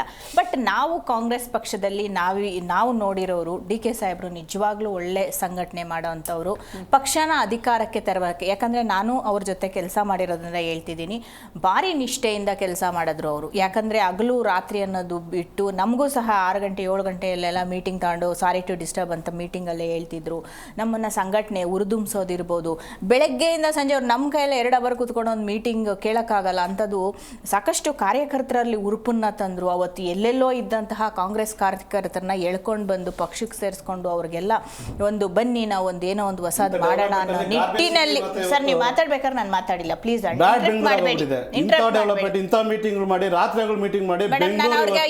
ಮಾಡಿಲ್ಲ ಆಗ್ಲೇ ಸುಮ್ಮನೆ ಇರಕ್ಕೆ ಹೇಳಿ ನಾನು ಮಾತಾಡೋರ್ಗು. ಸೊ ಈ ರೀತಿ ಒಂದು ಸಂಘಟನೆಯನ್ನು ಇವಾಗ ದೇಶದಲ್ಲೇ ಟ್ರಬಲ್ ಶೂಟರ್ ಅಂದರೆ DK ಶಿವಕುಮಾರ್ ಸಾಹೇಬರು ಅಂತ ಒಂದು ಹೆಸರನ್ನ ಪಡ್ಕೊಂಡು ಸಂಘಟನೆಯನ್ನು ಅತ್ಯುತ್ತಮವಾಗಿ ಮಾಡ್ಕೊಂಡ್ಬಂದು ನಮ್ಮ ಪಕ್ಷ ಅಧಿಕಾರಕ್ಕೆ ತರೋಕ್ಕೆ ನಿಜವಾಗ್ಲೂ ಅವರ ಶ್ರಮ ಇದೆ. ಎರಡನೇದು, ನಮ್ಮ ಸಿದ್ದರಾಮಯ್ಯ ಸಾಹೇಬರು ಈ ಮೊದಲು ಮುಖ್ಯಮಂತ್ರಿಗಳಾಗಿ ಒಂದು ಒಳ್ಳೆಯ ಭ್ರಷ್ಟಾಚಾರ ಮುಕ್ತ ಆಡಳಿತವನ್ನು ಕೊಟ್ಟಿದ್ರು. ಹಾಗೆ ಅವರು ಕೊಟ್ಟಿದ್ದಂತಹ ಪ್ರಣಾಳಿಕೆಯ ಶೇಕಡ 90% ಅನ್ನ ಸಾಧಿಸಿ ಎಲ್ಲವನ್ನು ಜನರ ಪರವಾಗಿ ಎಲ್ಲವನ್ನ ಸಹ ಮಾಡಿದ್ರು, ಪಾರದರ್ಶಕವಾದ ಆಡಳಿತವನ್ನ ಕೊಟ್ಟಿದ್ರು, ಅವರಿಗೆ ವ್ಯಕ್ತಿ ವರ್ಚಸ್ಸು ಇದೆ, ಹಾಗೆ ಅಭಿಮಾನಿ ವೃಂದನ ಇದೆ. ನಿಜ ಒಪ್ಕೋಬೇಕು, ಅವರು ಅಹಿಂದ ನಾಯಕರು, ಹೌದು, ಎಲ್ಲರನ್ನೂ ಒಟ್ಟಿಗೆ ತಗೊಂಡೋಗೋ ನಿಟ್ಟಿನಲ್ಲಿ ಸಮರ್ಥ ನಾಯಕರಿದ್ದಾರೆ. ತಕ್ಕಡಿಲಿ ಇಬ್ರು ಸರಿಯಾಗಿ ತೂಗ್ತಿರೋ ಸರಿಯಾಗಿ ಸಮ ಇರೋದ್ರಿಂದಾನೇ ಇವರ ಅನ್ನೋದು ಎಲ್ಲರಿಗೂ ಗೊಂದಲಮಯವಾಗಿ ಇರುತ್ತೆ ಹಂಗ ನೋಡಕ್ ಹೋದ್ರೆ. ಬಟ್ ಆಂತರಿಕವಾಗಿ ಅವರಿಬ್ಬರಲ್ಲಿ ಏನ್ ಕಲಹ ಇದೆ, ಕುರ್ಚಿ ಕಚ್ಚಾಟ, ಅದು ಯಾವುದೂ ಇಲ್ಲ. ನೋಡಿ, ಡಿ ಕೆ ಶಿವಕುಮಾರ್ ಸಾಹೇಬರು ಸಮರ್ಥರಿದ್ದಾರೆ, ಅವ್ರಿಗೆ ನಿಜವಾಗ್ಲೂ ಬೇಕಂದ್ರೆ ಹೈಕಮಾಂಡ್ನ ಹೋಗಿ ಕೇಳುವ ಒಂದು ಶಕ್ತಿ ಅವ್ರಿಗೂ ಇದೆ, ಇಲ್ಲ ಸಿದ್ದರಾಮಯ್ಯ ಅವ್ರ ಹತ್ರ ಮಾತಾಡೋ ಶಕ್ತಿನೂ ಇದೆ. ನೋಡಿ, ಅವತ್ತು ಯಾವುದೋ ಒಂದು ಸಣ್ಣ ಇದು ಬಂದಾಗ ಬನ್ನಿ ಬೆಳಗ್ಗೆ ಸಾಹೇಬ್ರೆ ಟಿಫನ್ಗೆ ಅಂತ ಇವ್ರ ಮನೆಗೆ ಹೋದ್ರು, ಅವ್ರ ಮನೆಗೆ ಹೋದ್ರು, ಎಲ್ಲೇ ನೋಡಿ ಒಂದು ತಟ್ಟೆಯಲ್ಲಿ ತಗೊಂಡು ತಿನ್ನೋಷ್ಟು ಒಳ್ಳೆ ಫ್ರೆಂಡ್ಶಿಪ್ ಇರ್ಬೇಕಾದ್ರೆ ವಿರೋಧ ಪಕ್ಷದವರು ಬೆಳಗಾರೆ. ನೋಡಿ, ಈ ತರ ಕಿರ್ಚಾಡೋದ್ ಬೇಡ ಸರ್. ನೀವು ಮಾತಾಡ್ಬೇಕಾದ್ರೆ ಮಾತಾಡಿಲ್ಲ, ಯಾಕೆ ಮಾತಾಡ್ತೀರಾ? ನೀವು ಮಾತಾಡಿ. ಆಮೇಲೆ ಇವ್ರೇನೋ ಹೇಳಿದ್ರು ಅರ್ಧ ಹಾಕೋದು ಇವ್ರಿಗೆ. ಈಗ ಸದ್ಯಕ್ಕೆ ಹಿಂಗ್ ನಾವೇನೋ ಕುಮಾರಸ್ವಾಮಿ ಅವರು ಅಗಲ್ ಕನ್ಸ್ ಕಾಣ್ತಿದ್ದಾರೆ, ನೆಕ್ಸ್ಟ್ ನಾನು ಮುಖ್ಯಮಂತ್ರಿ ಅಂತ. ಸರ್,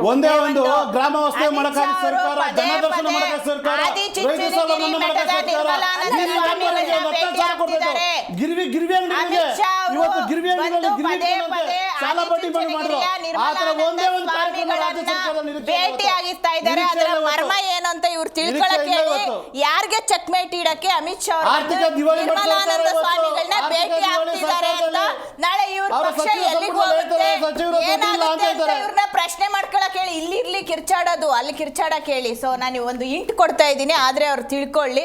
ಸೊ ಈ ರೀತಿ ಇದೆ ರಾಜಕೀಯ. ನಾವು ಅನ್ಕೊಂಡಂಗೆಲ್ಲ ನಡೆದು ಬಿಡಂಗಿದ್ರೆ ಇವಾಗ ಅಧಿಕಾರಕ್ಕೆ ಬಂದ 8 ದಿವಸಕ್ಕೆ ಹೇಳಿದ್ರು ಸರ್ಕಾರ ಇಡಲ್ಲ, ಬಿದ್ದೋಗ್ತಾರೆ.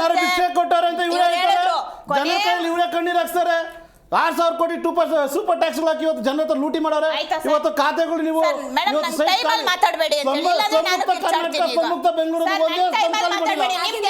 ಸಿಕ್ತಲ್ಲ, ಸುಮ್ನೆ ಇರಿ, ಮತ್ತೆ ಆಮೇಲೆ ಮಾತಾಡಿ, ನೀವು ಎಷ್ಟು ಬೇಕೋ ಅರ್ಚಾಡಿ. ಸರ್ಕಾರ ಅಧಿಕಾರಕ್ಕೆ ಬಂದಿದ್ದು 8 ದಿವಸಕ್ಕೆ ಹೇಳಿದ್ರು ಸರ್ಕಾರ ಇರಲ್ಲ ಅಂತ ಇವ್ರು ಹೇಳಿದ್ರು. ಸಿದ್ದರಾಮಯ್ಯ ಅವ್ರ ಕೊನೆ ಮಳೆ ಒಡೆಯವರೆಗೂ ಹೋಗಲ್ಲ ಅಂತ. ಹಂಗಿದ್ರೆ ಯಾಕೆ ಸ್ವಾಮಿ ಮತ್ತೆ ಡಿ ಕೆ ಶಿವಕುಮಾರ್ ಸಾಹೇಬ್ರು ಹೋಗ್ಬಿಟ್ಟು ಬೇರೆ ಪಕ್ಷದೊಳಗಡೆ ಸರ್ಕಾರ ಮಾಡಲ್ಲ ಮೇಡಮ್. ನೋಡಿ, ಅವರು ಪಕ್ಷದ ಕಟ್ಟಾಳು, ಯಾವತ್ತಿಗೆ ಆಗ್ಲಿ ಪಕ್ಷಕ್ಕೆ ನಿಷ್ಠರಾಗಿರ್ತಾರೆ. ಅಧಿಕಾರಕ್ಕಿಂತಲೂ ಪಕ್ಷನೇ ಮುಖ್ಯ, ನನ್ನ ಕಾರ್ಯಕರ್ತರೇ ಮುಖ್ಯ ಅಂತ ಇರೋರು ಡಿ ಕೆ ಸಾಹೇಬ್ರು. ಇದು ಶಿವಕುಮಾರ್ ಅವ್ರ ಬಗ್ಗೆ ಹೇಳಿದ್ರಿ, ಆದರೆ ನೋಡಿ, ಪಕ್ಷಕ್ಕಾಗಿ ಕಾಯವಾಚ ಕೆಲಸ ಮಾಡೋ ವ್ಯಕ್ತಿಯ ಆ ಆಸೆಯನ್ನ ಪಾಲನೆ ಮಾಡೋ ಸಿದ್ದರಾಮಯ್ಯನವ್ರು ಕಾಣ್ತಾ ಇಲ್ಲ. ಪಾಲನೆ ಮಾಡೋ ಆ ಬಳಗವನ್ನ ನೋಡಿ ಮೇಡಮ್, ಯಾವುದೇ ಒಂದು ನಾಯಕನನ್ನ ನಾವು ಪಕ್ಷದಲ್ಲಿ ನೇಮಿಸಬೇಕಾದ್ರೆ, ಇವಾಗ ನೀವೇ ಹೇಳಿದ್ರಿ, ಇವರು ಆಮ್ ಆದ್ಮಿ ಪಾರ್ಟಿ ಅವ್ರು ಹೇಳ್ತಿದ್ರು ಇಷ್ಟು ಹಳೆ ಪಕ್ಷವಾಗಿದೆ, ಅದು ಯಾವುದೇ ಒಂದು ನಿರ್ಧಾರವನ್ನ ತಗೊಂಡ್ರೆ ಅಲ್ಲಿ ಮೈಂಡ್ಗಳು ವರ್ಕ್ ಆಗುತ್ತೆ ಅಂತ. ಹೌದು, ನಮ್ಮ ಪಕ್ಷವನ್ನ ನಾವು ಉಳಿಸ್ಕೋಬೇಕಂದ್ರೆ, ಬೆಳೆಸ್ಕೋಬೇಕಂದ್ರೆ, ನಾಯಕತ್ವವನ್ನು ಮುಂದುವರಿಸಬೇಕಾದ್ರೆ ಕೆಲವೊಂದು ಮಾನದಂಡಗಳನ್ನ ನಾವು ನೋಡಬೇಕಾಗತ್ತೆ. ಈ ವ್ಯಕ್ತಿನ ಈ ಸಮಯದಲ್ಲಿ ನಮಗೆ ಯಾವ ರೀತಿ ನಮ್ಮ ಪಕ್ಷಕ್ಕೆ ಯಾವ ರೀತಿ ಒಂದು ಅಧಿಕಾರವನ್ನ ಕೊಡ್ತಾರೆ, ಜನರ ಪರವಾಗಿ ಕೆಲಸ ಮಾಡ್ತಾರೆ, ಹಂಗಂತ ಅವ್ರು ಮಾಡಲ್ಲ ಅಂತಲ್ಲ. ಆ ಮಾನದಂಡಗಳ ಮೇಲೆ ನಾವು ಮಾಡಬೇಕಾಗುತ್ತೆ. ಏಕಾಏಕಿಯಾಗಿ ಅವತ್ತು ಬಂದು ಯಡಿಯೂರಪ್ಪ ಅವರ ಸ್ಥಾನವನ್ನ ಕಿತ್ತು ಬೊಮ್ಮಾಯಿ ಅವರು ಕೊಟ್ಟಾಗ ಮುಂದೆ ಅವರ ಪಕ್ಷ ಯಾವ ರೀತಿ ಆಯಿತು ಅಂತ ಒಂದು ಕಣ್ಮುಂದೆ ಉದಾಹರಣೆ ಇದೆ. ಏಕಾಏಕಿ ಅವತ್ತು ಜಗದೀಶ್ ಶೆಟ್ಟರ್ ಅವರು ಇರ್ಬೋದು, ಸದಾನಂದ ಗೌಡರು ಇರ್ಬೋದು, ಈ ರೀತಿ ಎಷ್ಟು ಮುಖ್ಯಮಂತ್ರಿಗಳು ಚೇಂಜ್ ಆದ್ರು, ಅವತ್ತು ಸರ್ಕಾರಗಳು ಏನಾಯ್ತು, ಇವತ್ತು ರಾಜ್ಯದಲ್ಲಿ ಬಿಜೆಪಿಯ ಪರಿಸ್ಥಿತಿ ಏನಿದೆ ನೋಡಿ. ಈ ರೀತಿಯ ಕಾರಣಗಳು ಸೃಷ್ಟಿ ಆಗಬಾರ್ದು, ಪರಿಸ್ಥಿತಿಗಳು ಸೃಷ್ಟಿ ಆಗಬಾರ್ದು ಅಂತಾನೆ ನಮ್ಮ ಹೈಕಮಾಂಡ್ ಅವರು ಜಾಣ ಹೆಜ್ಜೆಯನ್ನ ಇಡ್ತಾ ಇದ್ದಾರೆ ಇವತ್ತು. ಅಲ್ಲ, ನಿಮ್ ಜಾಣ ನಡೆಯಲ್ಲಿ ಗೊಂದಲದಲ್ಲಿರೋ ಜನ ಮೇಡಮ್, ಅಂತ ಗೊಂದಲ ಏನಿಲ್ಲ ಜನಕ್ಕೆ. ನೋಡಿ, ನಿನ್ನೆನೂ ಸಹ ಮೀಟಿಂಗ್, ಇಬ್ರು ಜೊತೆಯಲ್ಲಿ ಇರ್ತಾರೆ, ಎಲ್ಲಾ ಕಡೆ ಮೀಟಿಂಗ್ ಮಾಡ್ತಿದ್ದಾರೆ. ಯಾವುದೇ ಒಂದು ಅಭಿವೃದ್ಧಿ, ಇವಾಗ ಮೊನ್ನೆ ಆನೇಕಲ್ಲಲ್ಲಿ ಸ್ಟೇಡಿಯಂ ಉದ್ಘಾಟನೆಗೆ ಹೋಗಿದ್ರು, ಎಲ್ಲಿ ಮಾಡ್ತಿಲ್ಲ ಅವರಿಬ್ರು ಜೊತೆಯಲ್ಲಿ ಕೆಲಸ. ಏನ್ ಗೊಂದಲ ಇದೆ ಜನಕ್ಕೆ? ಯಾವ ಕೆಲಸದಲ್ಲಿ ಜೊತೆಯಲ್ಲಿ ಕಚ್ಚಾಟ ಆಡ್ಕೊಂಡು ಇವ್ರ ಮುಖ ಅವ್ರ ಮುಖ ನೋಡದೇ ಇದ್ದಾರಾ ಮೇಡಮ್? ಎಲ್ಲಾ ಮೀಟಿಂಗ್ ಹೋಗ್ತಿದ್ದಾರೆ. ನಿನ್ನೆನೂ ಸಹ SIR ಬಗ್ಗೆ ಒಂದು ಮೀಟಿಂಗ್ ಮಾಡಿದ್ದಾರೆ ದೇವನಹಳ್ಳಿ ಹತ್ರ, ನಿಮಗೂ ಗೊತ್ತಿದೆ. ಆನೇಕಲ್ಲಲ್ಲಿ ಸ್ಟೇಡಿಯಂ ಉದ್ಘಾಟನೆಗೆ ಹೋಗಿದ್ದಾರೆ. ಕಾರ್ಯಕರ್ತರು ನಿರಂತರವಾಗಿ ಸಂಪರ್ಕದಲ್ಲಿದ್ದಾರೆ. ಇನ್ನೇನ್ ಮಾಡ್ಬೇಕು? ಅವ್ರ ಕೆಲಸ ಅವ್ರು ಕರೆಕ್ಟ್ ಆಗಿ ಮಾಡ್ತಿದ್ದಾರೆ. ಚೆನ್ನಾಗಿದ್ದಾಗ ಈ ಗೊಂದಲ ಇಟ್ಕೊಂಡು ಏನ್ ಮಾಡ್ತೀರಿ ಅಂತ ಎಲ್ಲವೂ ಸುಭಿಕ್ಷವಾಗಿ ಹೋಗ್ತಾ ಇದೆ, ಏನು ತೊಂದರೆ ಇಲ್ಲ. ಮೇಡಮ್, ಇಲ್ಲೊಂದು ಕನ್ಫ್ಯೂಸ್ ಇರೋದಂದ್ರೆ, ಸನ್ಮಾನ್ಯ ಮಲ್ಲಿಕಾರ್ಜುನ್ ಖರ್ಗೆ ಅವರು ಇರೋದು ಸದಾಶಿವ ನಗರದಲ್ಲಿ. ಯಾಕೆ ಇವ್ರಿಗೆ ಅಪಾಯಿಂಟ್ಮೆಂಟ್ AICC ಮನೆಯಲ್ಲಿ ಕೊಡ್ತಾ ಇಲ್ಲ? ಡೆಲ್ಲಿಗೆ ಹೋಗಿ ಯಾಕೆ ಕಾಯ್ಬೇಕು? AICC ಅಧ್ಯಕ್ಷರ ಮನೆ ಇಲ್ಲೇ ಇದ್ದಾಗ ಇಲ್ಲಿ ಹೋದ್ರೆ ಇಲ್ಲ ಅಪಾಯಿಂಟ್ಮೆಂಟೇ ಕೊಡಲ್ಲ ಇವ್ರಿಗೆ. ರಾಹುಲ್ ಗಾಂಧಿ ಜಿ ಹತ್ರ ಹೋಗಿ, ಸೋನಿಯಾ ಗಾಂಧಿ ಜಿ ಹತ್ರ ಹೋಗಿ, ವಾಡ್ರಾ ಗಾಂಧಿ ಜಿ ಹತ್ರ ಹೋಗಿ, ಪ್ರಿಯಾಂಕಾ ಗಾಂಧಿ ಹತ್ರ ಹೋಗಿ ಅಂತ ಅವ್ರ ಮನೆ ಬಾಗಿಲು ಕಾಯಿಸ್ತದೆ. ನಾಚಿಕೆ ಆಗಬೇಕಾಗಿದೆ ಇವತ್ತು ನಮ್ಮ ರಾಜ್ಯದ 7 ಕೋಟಿ ಜನ ಇಂಥವ್ರನ್ನ ನಂಬಿ ಮತ ಕೊಟ್ಟಿಕ್ಕ ಇವತ್ತು ಇವರು ಡೆಲ್ಲಿ ಬಾಗಿಲು ಕಾಯಂಥ ಪರಿಸ್ಥಿತಿ ಬಂದಿದೆ. ಇವತ್ತಿನ ಪರಿಸ್ಥಿತಿಯಲ್ಲಿ ಮಳೆ ಬರ್ತಾ ಇದೆ. ಇವತ್ತು ಬೆಂಗಳೂರು ಎಲ್ಲಿ ನೀರು ತುಂಬುತ್ತೆ, ಎಲ್ಲಿ ಮುಳುಗೋಗುತ್ತೆ, ಎಲ್ಲಿ ಡ್ಯಾಮ್ ಓಪನ್ ಆಗುತ್ತೆ, ಎಲ್ಲಿ ಮನೆಗಳು ಕಸುದು ಬೀಳ್ತವೆ, ಎಲ್ಲಿ ಬೋರಿಂಗ್ ಬಿಲ್ಡಿಂಗ್ ಕಾಂಪೌಂಡ್ ಬೀಳ್ತಲ್ಲ, ಆ ಥರ ಕಾಂಪೌಂಡ್ಗಳು ಎಲ್ಲಿ ಕುಸಿದು ಬೀಳುತ್ತೆ. ಇವತ್ತು ಯಾವ ಪರಿಸ್ಥಿತಿ ಬೆಂಗಳೂರು ಇದೆ ಅಂದ್ರೆ, ಮಳೆ ಬಂದ್ರೆ ಮುಳುಗೋಗುತ್ತೆ, ಮಳೆ ಬಂದ್ರೆ ಟ್ರಿಲಿಯನ್ ಡಾಲರ್ ಇದು 3 ವರ್ಷದಿಂದ ಕೊಟ್ಟಿರೋ ಉಡುಗೊರೆ ಏನಂದ್ರೆ 100 ರಾಜ್ಯದ ವಿಮಾನ ಜನಕ್ಕೆ ನಿಲ್ದಾಣಗಳು ಈ ಯಾವುದನ್ನು ಹೇಳದೆ ಮುಳ್ಳೆ ಬಿಟ್ಟಂತಹ ಬಿಜೆಪಿ ಸರ್ಕಾರದಲ್ಲಿ ರೀಮ್ಯಾರೇಜ್ ಮಾಡಿಕೊಂಡು ಬಾಯಿಗೆ ಬಂದ ಸುಳ್ಳುಗಳನ್ನ ಮಾಧ್ಯಮಗಳ ಮುಂದೆ ನೀಡ್ತಾ ಇರೋ ಜೆಡಿಎಸ್ ವಕ್ತಾರರಿಗೆ ಬರಗಾಲ ಕಾಡ್ತಾ ಇದೆ, ರೈತರು ಹೋಗ್ತಾ ಇಲ್ಲ. ಇವತ್ತು ಅರಣ್ಯದಲ್ಲಿ ಆನೆ, ಹುಲಿ, ನವಿಲು, ಚಿರತೆ ಅಂತ ಸಾಯ್ತಾ ಇದಾವೆ. ಆ ಪ್ರಾಣಿಗಳಿಗೆ ರಕ್ಷಣೆ ಇಲ್ಲ, ಪ್ರಾಣಿಗಳಿಗೆ ರಕ್ಷಣೆ ಇಲ್ಲ. ಇವತ್ತು 6,000 ಕೋಟಿ ಲೂಟಿ ಮಾಡಿದೆ ಸರ್ವಿಸ್ ಟ್ಯಾಕ್ಸ್, ಸೂಪರ್ ಟ್ಯಾಕ್ಸ್ ಹಾಕಿ. ಇವತ್ತು ಆಡೋಗಳಲ್ಲಿ ಬ್ಯಾಂಕ್ ರಾಬರಿಗಳಾಗ್ತಾ ಇದಾವೆ, ಡ್ರಗ್ಸ್ ಮಾಫಿಯಾಗಳಾಗ್ತಾ ಇದಾವೆ. 1 kg ಕಸ ಹಾಕಿದ್ರೆ 1 ಟನ್ ಕಸ ಹಾಕ್ತಿರಲ್ರಿ ನೀವು. ಇವತ್ತು MSME ಕಂಪ್ನಿಗಳು ಗುಳ್ಳೆ ಹೋಗ್ತಾ ಇದಾವೆ. ಇವತ್ತು ಇವರು ಬರೇ ಸಾಧನೆ ಸಮಾವೇಶಗಳು, ಒಳ ಮೀಸಲು ಜಾರಿ ಆಗ್ತಾ ಇಲ್ಲ, ಜನಾಡಳಿತ ಮಾಡ್ತಾ ಇಲ್ಲ. ಇವತ್ತು ಮೇಕೆದಾಟು ನೀರು ತಂದಿಲ್ಲ. 108 ಜನಾಂಗ ಸಮಸ್ಯೆಗಳಲ್ಲಿ ಕರ್ನಾಟಕ ಕಣ್ಣೀರಾಗಿದೆ. ಇವತ್ತು ಇವರು ರಾಜಕೀಯ ಒಂದು ಡೆಲ್ಲಿ ಹೋಗ್ತಾರೆ. ಕರ್ನಾಟಕ ಕೊಡುಗೆ ಕೊಡ್ರಿ, ಫಸ್ಟ್ ಕರ್ನಾಟಕ ಜನ ಕಾಪಾಡ್ರಿ, ಬೆಂಗಳೂರು ಕಾಪಾಡ್ರಿ. ಮಳೆ ಬರ್ತಾ ಇದೆ, ಮಳೆ ಬರುತ್ತೆ, ಬೆಂಗಳೂರು ಕಾಪಾಡ್ರಿ. ಜನ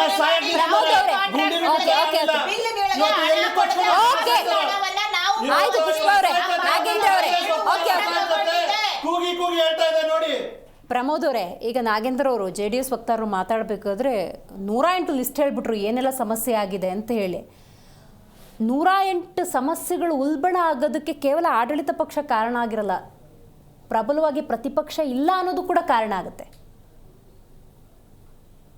ಮೇಡಮ್, ಪ್ರತಿಪಕ್ಷ ಇದ್ದದಕ್ಕೇನೆ ಇವತ್ತು ಒಂದು ಸ್ಥಿತಿಯಲ್ಲಿ ಇವತ್ತು ನಮ್ಮ ರಾಜ್ಯ ಇದೆ ಮೇಡಮ್. ಮೇಡಮ್, ಮೂಢ ಹಗರಣವನ್ನ ಬಯಲಿಗೆ ತಂದಂತ ಯಾವ್ದ್ರ ಇದೆ ಬಿಜೆಪಿ ನೇತೃತ್ವದ NDA ಸರ್ಕಾರ. 14 ಸೀಟ್ ಯಾಕೆ ವಾಪಸ್ ಕೊಟ್ರಿ? ಮುಖ್ಯಮಂತ್ರಿ ಪದವಿಗೆ ಒಂದು ಅಗೌರವ ತರುವಂತ ಒಂದು ಕೃತ್ಯ ಇದು. ಒಬ್ಬ ಮುಖ್ಯಮಂತ್ರಿಗೆ ಶೋಭೆ ತರುವಂತಿಲ್ಲ. ಪ್ರಿಯಾಂಕಾ ಖರ್ಗೆ ಅವ್ರು 6 ಸೈಟ್ ವಾಪಸ್ ಕೊಟ್ಬಿಟ್ರಿ, ಹೆದ್ರಿ. ಇನ್ನೊಂದು ಮೇಡಮ್, ವಾಲ್ಮೀಕಿ ಹಗರಣ 187 ಕೋಟಿ ಮೇಡಮ್. ನಮ್ಮ ನಿಮ್ದು 21 ಹಗರಣ ಇದೆ ಸರ್, ಲಿಸ್ಟ್ ಬೇಕಾದ್ರೆ ಕೊಡ್ತೀನಿ. ಅವ್ರು ಸರಿ ಇಲ್ಲ ಅಂತ ನಿಮ್ ಸರ್ಕಾರ ಕೊಟ್ಟಿದ್ದು, ನಿಮ್ ಸರ್ಕಾರದ ಯೋಗ್ಯತೆ ಹೇಳ್ರಿ. ಆ ಸರ್ಕಾರ ಸರಿ ಇಲ್ಲ ಅಂತ 136 ಮ್ಯಾಂಡೇಟರಿ ಕೊಟ್ಟಿದ್ದು ನಿಮ್ಗೆ. ಆಯ್ತಾಯ್ತು, ಇರಿ ಝೂಮ್ ಅಲ್ಲಿ ಮಾತಾಡಲಿಕ್ಕೆ ಅವಕಾಶ ಕೊಡಿ. ಆಯ್ತು, ಕಂಟಿನ್ಯೂ ಮಾತಾಡಲಿಕ್ಕೆ ಅವಕಾಶ ಕೊಡಿ. ನೀವು ಕಚ್ಚಾಟಿದ ಮೇಲೆ ನನಗೊಂದ್ ಸ್ವಲ್ಪ ಅವಕಾಶ ಕೊಡಿ. ನಾ ಒಂದು ಕ್ಲಿಯರ್ ಆಗಿ ಸಮಾಧಾನದಿಂದ ಮಾತಾಡ್ತೇನೆ. 187 ಕೋಟಿಯನ್ನ ಇವರು ತೆಲಂಗಾಣಕ್ಕೆ ಕಳಿಸಿದ್ರು. ಅಲ್ಲಿ ನಾಗೇಂದ್ರನ ರೆಸಿಗ್ನೇಷನ್ ಯಾರು ಕೊಡ್ಸಿದ್ರು? ಪ್ರತಿಪಕ್ಷವಾದ ಬಿಜೆಪಿ ನೇತೃತ್ವದ NDA ಸರ್ಕಾರ. ಇವತ್ತು 60% ಇವತ್ತು ಭ್ರಷ್ಟಾಚಾರ ಆರೋಪ ಮಾಡಿದ್ದಾರೆ. ಒಂದು ತಿಮ್ಮಾಪುರ್ ಮೇಲೆ ಇಡೀ ಸರ್ಕಾರದ ಮೇಲೆ 60% ಭ್ರಷ್ಟಾಚಾರ ಇದೆ. ಇನ್ನೊಂದು, ಈ ಒಂದು ರೇಷನ್ ಕೊಟ್ಟಿದ್ದಾರೆ ಮೇಡಮ್, ರೇಷನ್ ಮೇ ಜೂನ್ ಅಕ್ಕಿ ಕೊಟ್ಟಿದ್ದಾರೆ. ಯಾರೋ ಕೊಟ್ಟಂತ ಅಕ್ಕಿಯನ್ನ ಇವ್ರು ಜನರಿಗೆ ಮುಟ್ಟಿಸ್ಲಿಕ್ಕೆ ಮೀನಾಮೇಷ ಮಾಡ್ತಾ ಇದ್ರೆ ಎಂತ ನಾಚಿಗೆಟ್ಟ ಕಾಂಗ್ರೆಸ್ ಸರ್ಕಾರ ರೀ. ಆಮೇಲೆ ಫೆಬ್ರವರಿ ಮಾರ್ಚ್ ಗೃಹ ಲಕ್ಷ್ಮಿ ಹಣನ ನುಂಗಿ ಬಿಟ್ರಿ, 5,000 ಕೋಟಿ. ನಾಚಿಗೆ ಆಗ್ಬೇಕು. ಪುಷ್ಪ ಅವರೇ, ನೀವೊಬ್ಬ ಮಹಿಳೆ, ಬಹಳ ಗೌರವದಿಂದ ಹೇಳ್ತಾ ಇದ್ದೀನಿ. ನೀವು ಗ್ಯಾರಂಟಿ ಕೊಡುವ ಹೊತ್ನಾಗೆ ಒಂದು ಕಮಿಟ್ಮೆಂಟ್ ಇತ್ತು, ಅದನ್ನ ಮರೆತು 5,000 ರೂಪಾಯಿ, 5,000 ಕೋಟಿಯನ್ನ ನೀವು ಜನರ ಮಹಿಳೆಯರಿಗೆ ಮುಟ್ಸುವಂತ ಲೂಟಿ ಹೊಡೆದಲ್ರಿ. ನಾಚಿಕೆ ಆಗುದಿಲ್ಲ. ಹೇಳಿದರೆ ಸಾಕಷ್ಟು ಬಾರಿ ನಮಗೆ ಫೈನಾನ್ಸ್ ಡಿಪಾರ್ಟ್ಮೆಂಟ್ ಇಂದ ನಮ್ ಡಿಪಾರ್ಟ್ಮೆಂಟ್ ಗೆ ದುಡ್ಡೇ ಬಂದಿಲ್ಲ ಅಂತ ಸದನದಲ್ಲೇ ಹೇಳಿದರೆ ಅದನ್ನ ಪದೇ ಆಧಾರ ರಹಿತವಾಗಿ ಮಾಡಕ್ ಕೆಲಸ ಇಲ್ಲದೆ ಬಿಜೆಪಿ ಅವರು ಅದನ್ನೇ ಹೇಳಕ್ ಹೋಗ್ಬೇಡಿ. ನಿಮ್ಮ ಹತ್ರ ಹೌದು 5,000 ಹಗರಣ ಮಾಡಿದ್ರೆ ಕೊಡಿ, ಅದಕ್ಕೆ ಆಧಾರ ತಗೊಂಬನ್ನಿ. ಪುಷ್ಪ ಅವರೇ, ಫೈನಾನ್ಸ್ ಪುಷ್ಪ ಅವರೇ, ಒಂದ್ ನಿಮಿಷ.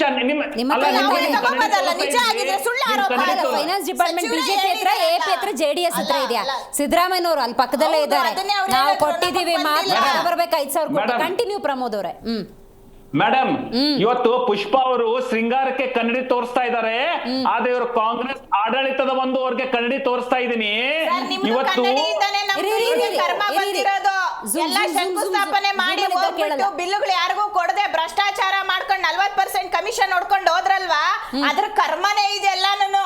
ನಾವಾದ್ರೂ ನೋಡಿ ಇವತ್ತು ಬೆಲೆ ಏರಿಕೆ ಮಾಡಿ ಇಡೀ ದೇಶದಲ್ಲಿ ಜನ ತತ್ತರಿಸ್ತಿದ್ದಾರೆ. ನಮ್ಮ ಗ್ಯಾರಂಟಿ ಯೋಜನೆಗಳಿಂದ ಜನ ಹೆಂಗಾಗಿದೆ ಪುಷ್ಪ ಅವರೇ, ಅವ್ರು ಮಾಡಿರೋ ಕೆಲ್ಸಕ್ಕೆ ಅವ್ರನ್ನ ಮನೆಗೆ ಕಳಿಸಿದ್ದಾರೆ. ನೀವಾದ್ರೂ ಸರಿ ಮಾಡ್ತೀವಿ ಅನ್ನೋ ಭಾವನೆ ಆಯ್ತು, ನಾನು ಮುಗಿಸ್ಬಿಡ್ತೇನೆ. ಆಯ್ತು, ಮೇಡಮ್, ಇವತ್ತು ಉಡ್ತಾ ಕರ್ನಾಟಕ ಆಗ್ತದೆ. ನನಗೆ ಬಹಳ ನೋವಿಂದ ಹೇಳ್ತಾ ಇದ್ದೀನಿ. ನಮ್ಮ ಯುವ ಜನತೆ ಪ್ರಮೋದ್ ಡ್ರಗ್ಸ್ ವಿಷಯದಲ್ಲಿ ಮ್ಯಾನಿಫೆಸ್ಟ್ ಮಾಡ್ಬಿಡ್ತೀರಿ.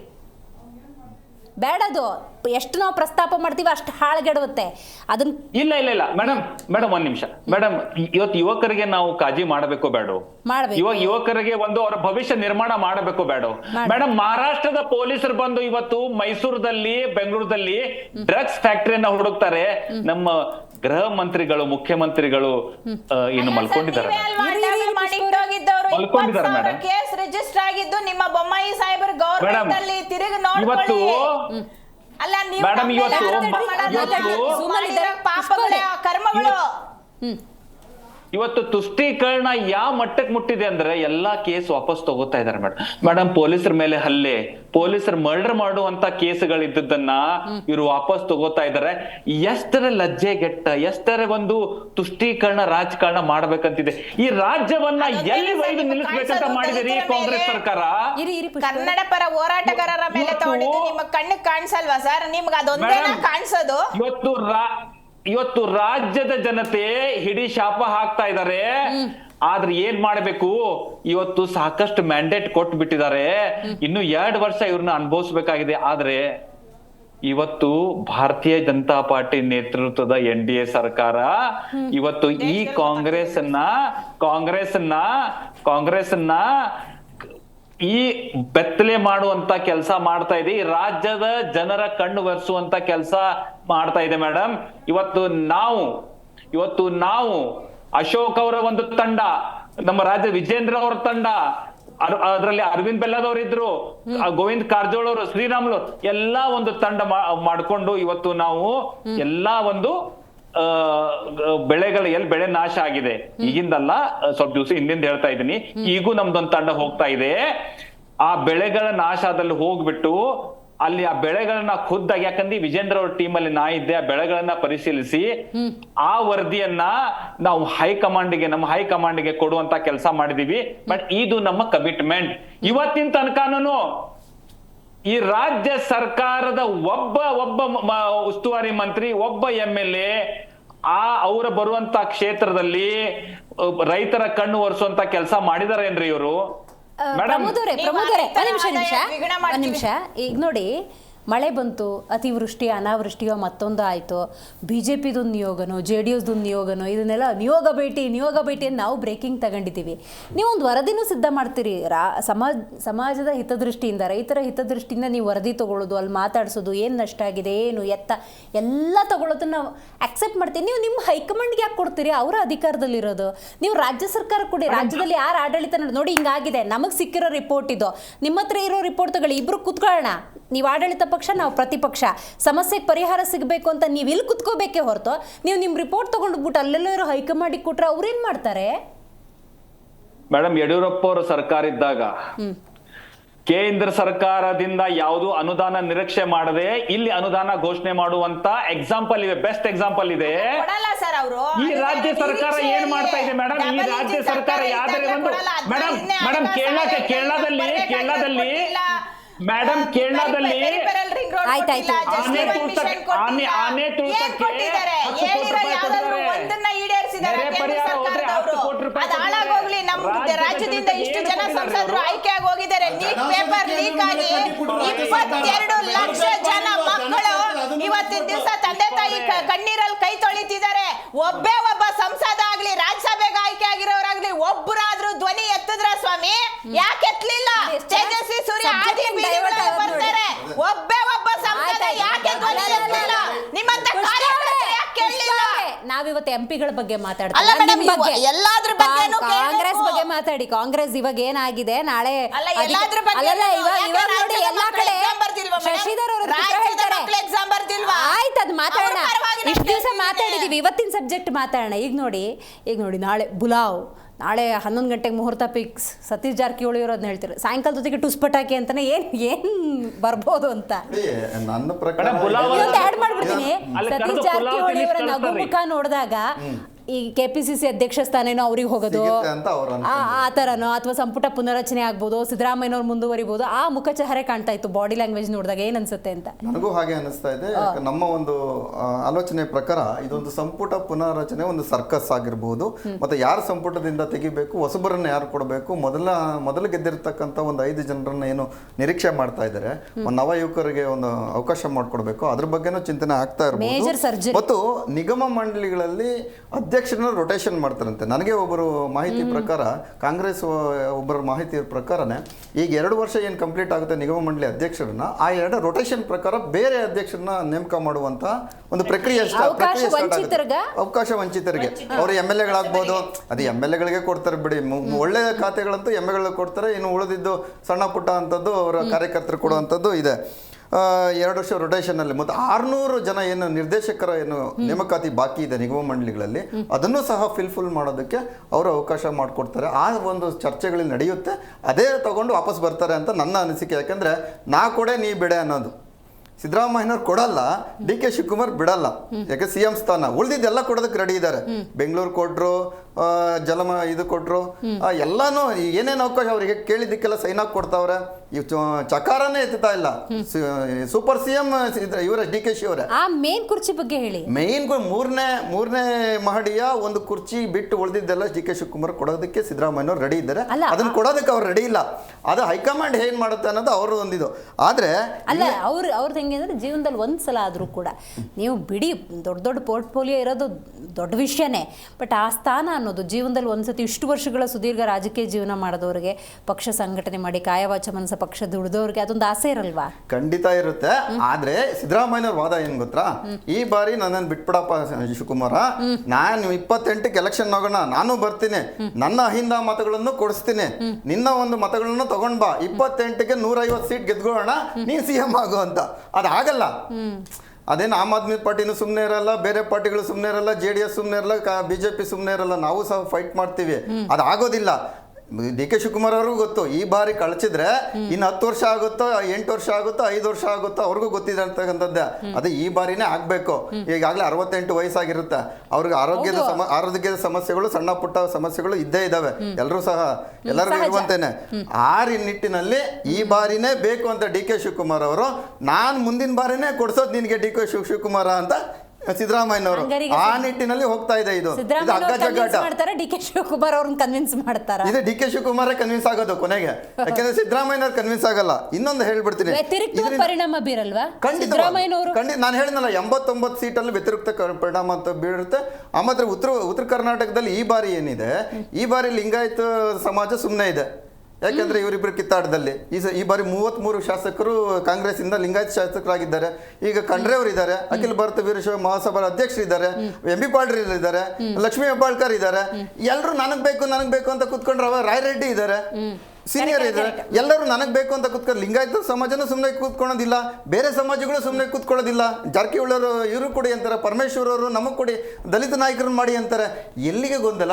ಈ ಗೊಂದಲಕ್ಕೆಲ್ಲ ಏನಾದ್ರು ತ್ಯಾಪೆ ಹಚ್ಚಬೇಕು ಅಂದ್ರೆ, ಈಗಲೇ ಒಂದು ಕೊಡೋದಿಲ್ಲ, ಇಲ್ಲ ಕೊಡ್ತೀವಿ, ಕೊಡೋದಿಲ್ಲ, ಇಲ್ಲ ನೀನು ಅಧಿಕಾರ ವಹಿಸ್ಕೋ, 2ರಲ್ಲಿ ಒಂದನ್ನು ಅವರು ಫಿಕ್ಸ್ ಮಾಡಿ ಹೈಕಮಾಂಡ್ ಕಳಿಸ್ಬೇಕು. ಯಾಕಂದ್ರೆ ರಾಜ್ಯಕ್ಕೆ ಇದಕ್ಕೆ ಸಂಬಂಧಪಟ್ಟಿದೆ.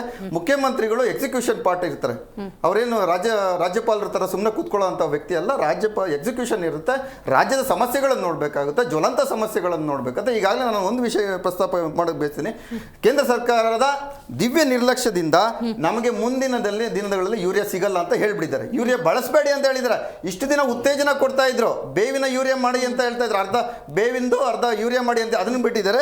ರಸಗೊಬ್ಬರ DAP ಮತ್ತೊಂದು ತರಿಸ್ಕೊಳ್ಳೋದಕ್ಕೆ ಆಗೋದಿಲ್ಲ, ಯಾಕೆಂದ್ರೆ ಯುದ್ಧ ನಡೀತಾ ಇದೆ, ಅದು ಒಂದು ಸಮಸ್ಯೆ ಆಗ್ತಾ ಇದೆ. ಮತ್ತೆ ಇನ್ನು ಯಾವುದು ನಮ್ಮ ಕಾವೇರಿ 6ನೇ ಹಂತದ ಒಂದು ನೀರನ್ನು ನಾವು ತರಿಸಲೇಬೇಕಾಗುತ್ತೆ. ಯಾಕಂದ್ರೆ 1,40,00,000 ಜನ ಏನಿದೆ, ಅದಕ್ಕೆ ಮತ್ತು ಫ್ಲೋಟಿಂಗ್ ಇದೆ. 25 ಲಕ್ಷ ದಿನ ಹೋಗೋದು ಬರೋದು ಜನ ಬೇರೆ ನಗರಗಳಿಂದ ಬಂದು ಹೋಗೋರು ಇರ್ತಾರೆ. ಸುಮಾರು 1,65,00,000 ಜನ ಮೇಲೆ ಬೆಂಗಳೂರಿನಲ್ಲಿ ಇರ್ತಾರೆ. ಆ ಜನಕ್ಕೆ ನೀರು ಬೇಕಾಗುತ್ತೆ. BWSSP ಚೇರ್ಮನ್ ಅವರು ಹೇಳ್ತಾರೆ, ಮುಂದಿನ 20 ವರ್ಷದ ನಂತರ ನಾವು ಬೆಂಗಳೂರು ಜನಕ್ಕೆ ನೀರು ಕೊಡೋದಕ್ಕೆ ತುಂಬಾ ಕಷ್ಟ ಆಗುತ್ತೆ ಅಂತ. ಆ ನಿಟ್ಟಿನಲ್ಲಿ ಹೇಳ್ಬೇಕು. 73 ದಿನ ಸುಮ್ಮನೆ ಇದ್ದು ಪ್ರಧಾನಮಂತ್ರಿಗಳು ನರೇಂದ್ರ ಮೋದಿ ಅವರು ಸುಮ್ಮನೆ ಇದ್ದು ಈಗೆಲ್ಲ ಮಿತವ್ಯಯ ಮಾಡಿ ಅಂತ ಹೇಳ್ತಾ ಇದ್ದಾರೆ. ನಮ್ಮ ಮೇಲೆ ಹೇರಿರ್ತಕ್ಕಂತಹ ಒಂದು ಯುದ್ಧನೇ ಅಂತ ಹೇಳ್ಬೋದು. ನಮ್ಮ ಒಂದು ದಿವ್ಯ ನಿರ್ಲಕ್ಷ್ಯ ಪ್ರಧಾನಮಂತ್ರಿ ಮೋದಿ ಅವರು ಸಹ ಮಾಡಿದ್ದಾರೆ. ಇದರ ಒಂದು ಕಷ್ಟಗಳನ್ನ ನಮ್ಮ ರಾಜ್ಯ ಸರ್ಕಾರ, ನಮ್ಮ ರಾಜ್ಯದ ಜನರು ಅನುಭವಿಸಬೇಕಾಗಿದೆ. ಬಿತ್ತನೆ ಬೀಜ ಸಿಗ್ತಾ ಇಲ್ಲ. ಮೊದಲು ಈಗ ಬಿತ್ತನೆ ಬೀಜ ಸಿಗ್ತಾ ಇಲ್ಲ. 10 ಇಲಾಖೆಗಳಲ್ಲಿ ಹೇಳಿ ನಾಳೆ ಕ್ಲೈಮ್ಯಾಕ್ಸ್ 10 ಕ್ಲೈಮ್ಯಾಕ್ಸ್ ಮೇಡಮ್. ಇದು ಅದಕ್ಕೆ ಬರ್ಬೇಕಂದ್ರೆ ಅದೇ ಹೇಳ್ಬಿಡ್ತೀರಿ. ಐದು ನಾಯಕ ಮತ್ತು ಇವತ್ತೇನು ಒಕ್ಕಲಿಗ ನಾಯಕ ಅನ್ನೋದೊಂದು ಪೈಪೋಟಿ ಇದೆಯಲ್ಲ, ಐದು ನಾಯಕ ಗಟ್ಟಿಯಾಗಿ ಇಟ್ಕೊಂಡಿದ್ದಾರೆ. ಕೊನೆ ಮಳೆ ಹೊಡೆದು ಕಾಂಗ್ರೆಸ್ಗೆ ನಿರ್ಧಾರ ಮಾಡ್ಬಿಟ್ಟೆ ಅವರು ಇವತ್ತೊಂದು ತೀರ್ಮಾನ ಮಾಡಿದ್ದಾರೆ. ಯಾವುದೇ ಕಾರಣಕ್ಕೂ ಡಿ ಕೆ ಶಿವಕುಮಾರ್ಗೆ ಸಿಎಂ ಸ್ಥಾನ ಬಿಟ್ಕೊಡಲ್ಲ. ಹಗಲು ಕನಸು ಕಾಡ್ಕೊಂಡು 7 ಕೋಟಿ ಜನಕ್ಕೆ ಕಣ್ಣೀರು ಮೇಡಮ್ ಏನಾಗಲ್ಲ, ಯಥಾಸ್ಥಿತಿ ಮುಂದುವರಿಯುತ್ತೆ. ನೋಡಿ, ನಾನು ಮೊದಲೇ ಹೇಳಿದಾಗೆ ಈಗೇನು GB ಎಲೆಕ್ಷನ್ಸ್ ಇದೆ, ನಮಗೆ ರಾಜ್ಯಸಭೆಗೆ ಆಯ್ಕೆ ಆಗ್ಬೇಕಾಗುತ್ತೆ. ಸೊ ಈ ಕಾರಣಗಳಿಂದ ಹಾಗೆ ಮಂತ್ರಿ ಇದು ಸಚಿವ ಸಂಪುಟ ನಿಗಮ ಮಂಡಳಿಯಲ್ಲಿ ಕಾರ್ಯಕರ್ತರಿಗೆ ಅವಕಾಶ ಸಿಗಬೇಕಾಗಿದೆ. ಈ ನಿಟ್ಟಿನಲ್ಲಿ ನಾವು ಸಿಎಂ ಕುರ್ಚಿ ಹೋರಾಟ 7 ಕೋಟಿ ಜನ ನರಳಾಟ. ಪುಷ್ಪ ಅವರು, ನಾಗೇಂದ್ರ ಅವರು, ಶಶಿಧರ್ ಅವರು, ಪ್ರಮೋದ್ ಕಾರ್ಕನ್ ಅವರು ಕಾರ್ಯಕ್ರಮದಲ್ಲಿ ಭಾಗಿಯಾಗಿದ್ದಕ್ಕಾಗಿ ಧನ್ಯವಾದಗಳು. ಒಟ್ಟಾರೆ ನಾಳೇನೋ ಕ್ಲೈಮ್ಯಾಕ್ಸ್ ಅಂತಿದ್ದಾರೆ, ಅದೇನೋ ಗೊತ್ತಿಲ್ಲ. ಬಟ್ ಹೈಕಮಾಂಡ್ ರಾಜ್ಯದ ನಾಯಕರನ್ನು ಕನ್ವಿನ್ಸ್ ಮಾಡುತ್ತೋ ಅಥವಾ ರಾಜ್ಯದ ನಾಯಕರೇ ಹೈಕಮಾಂಡ್ನ ಕನ್ವಿನ್ಸ್ ಮಾಡ್ತಾರೋ ಗೊತ್ತಿಲ್ಲ. ಸದ್ಯಕ್ಕಂತೂ ಕುತೂಹಲ ಹಾಗೆ ಇದೆ.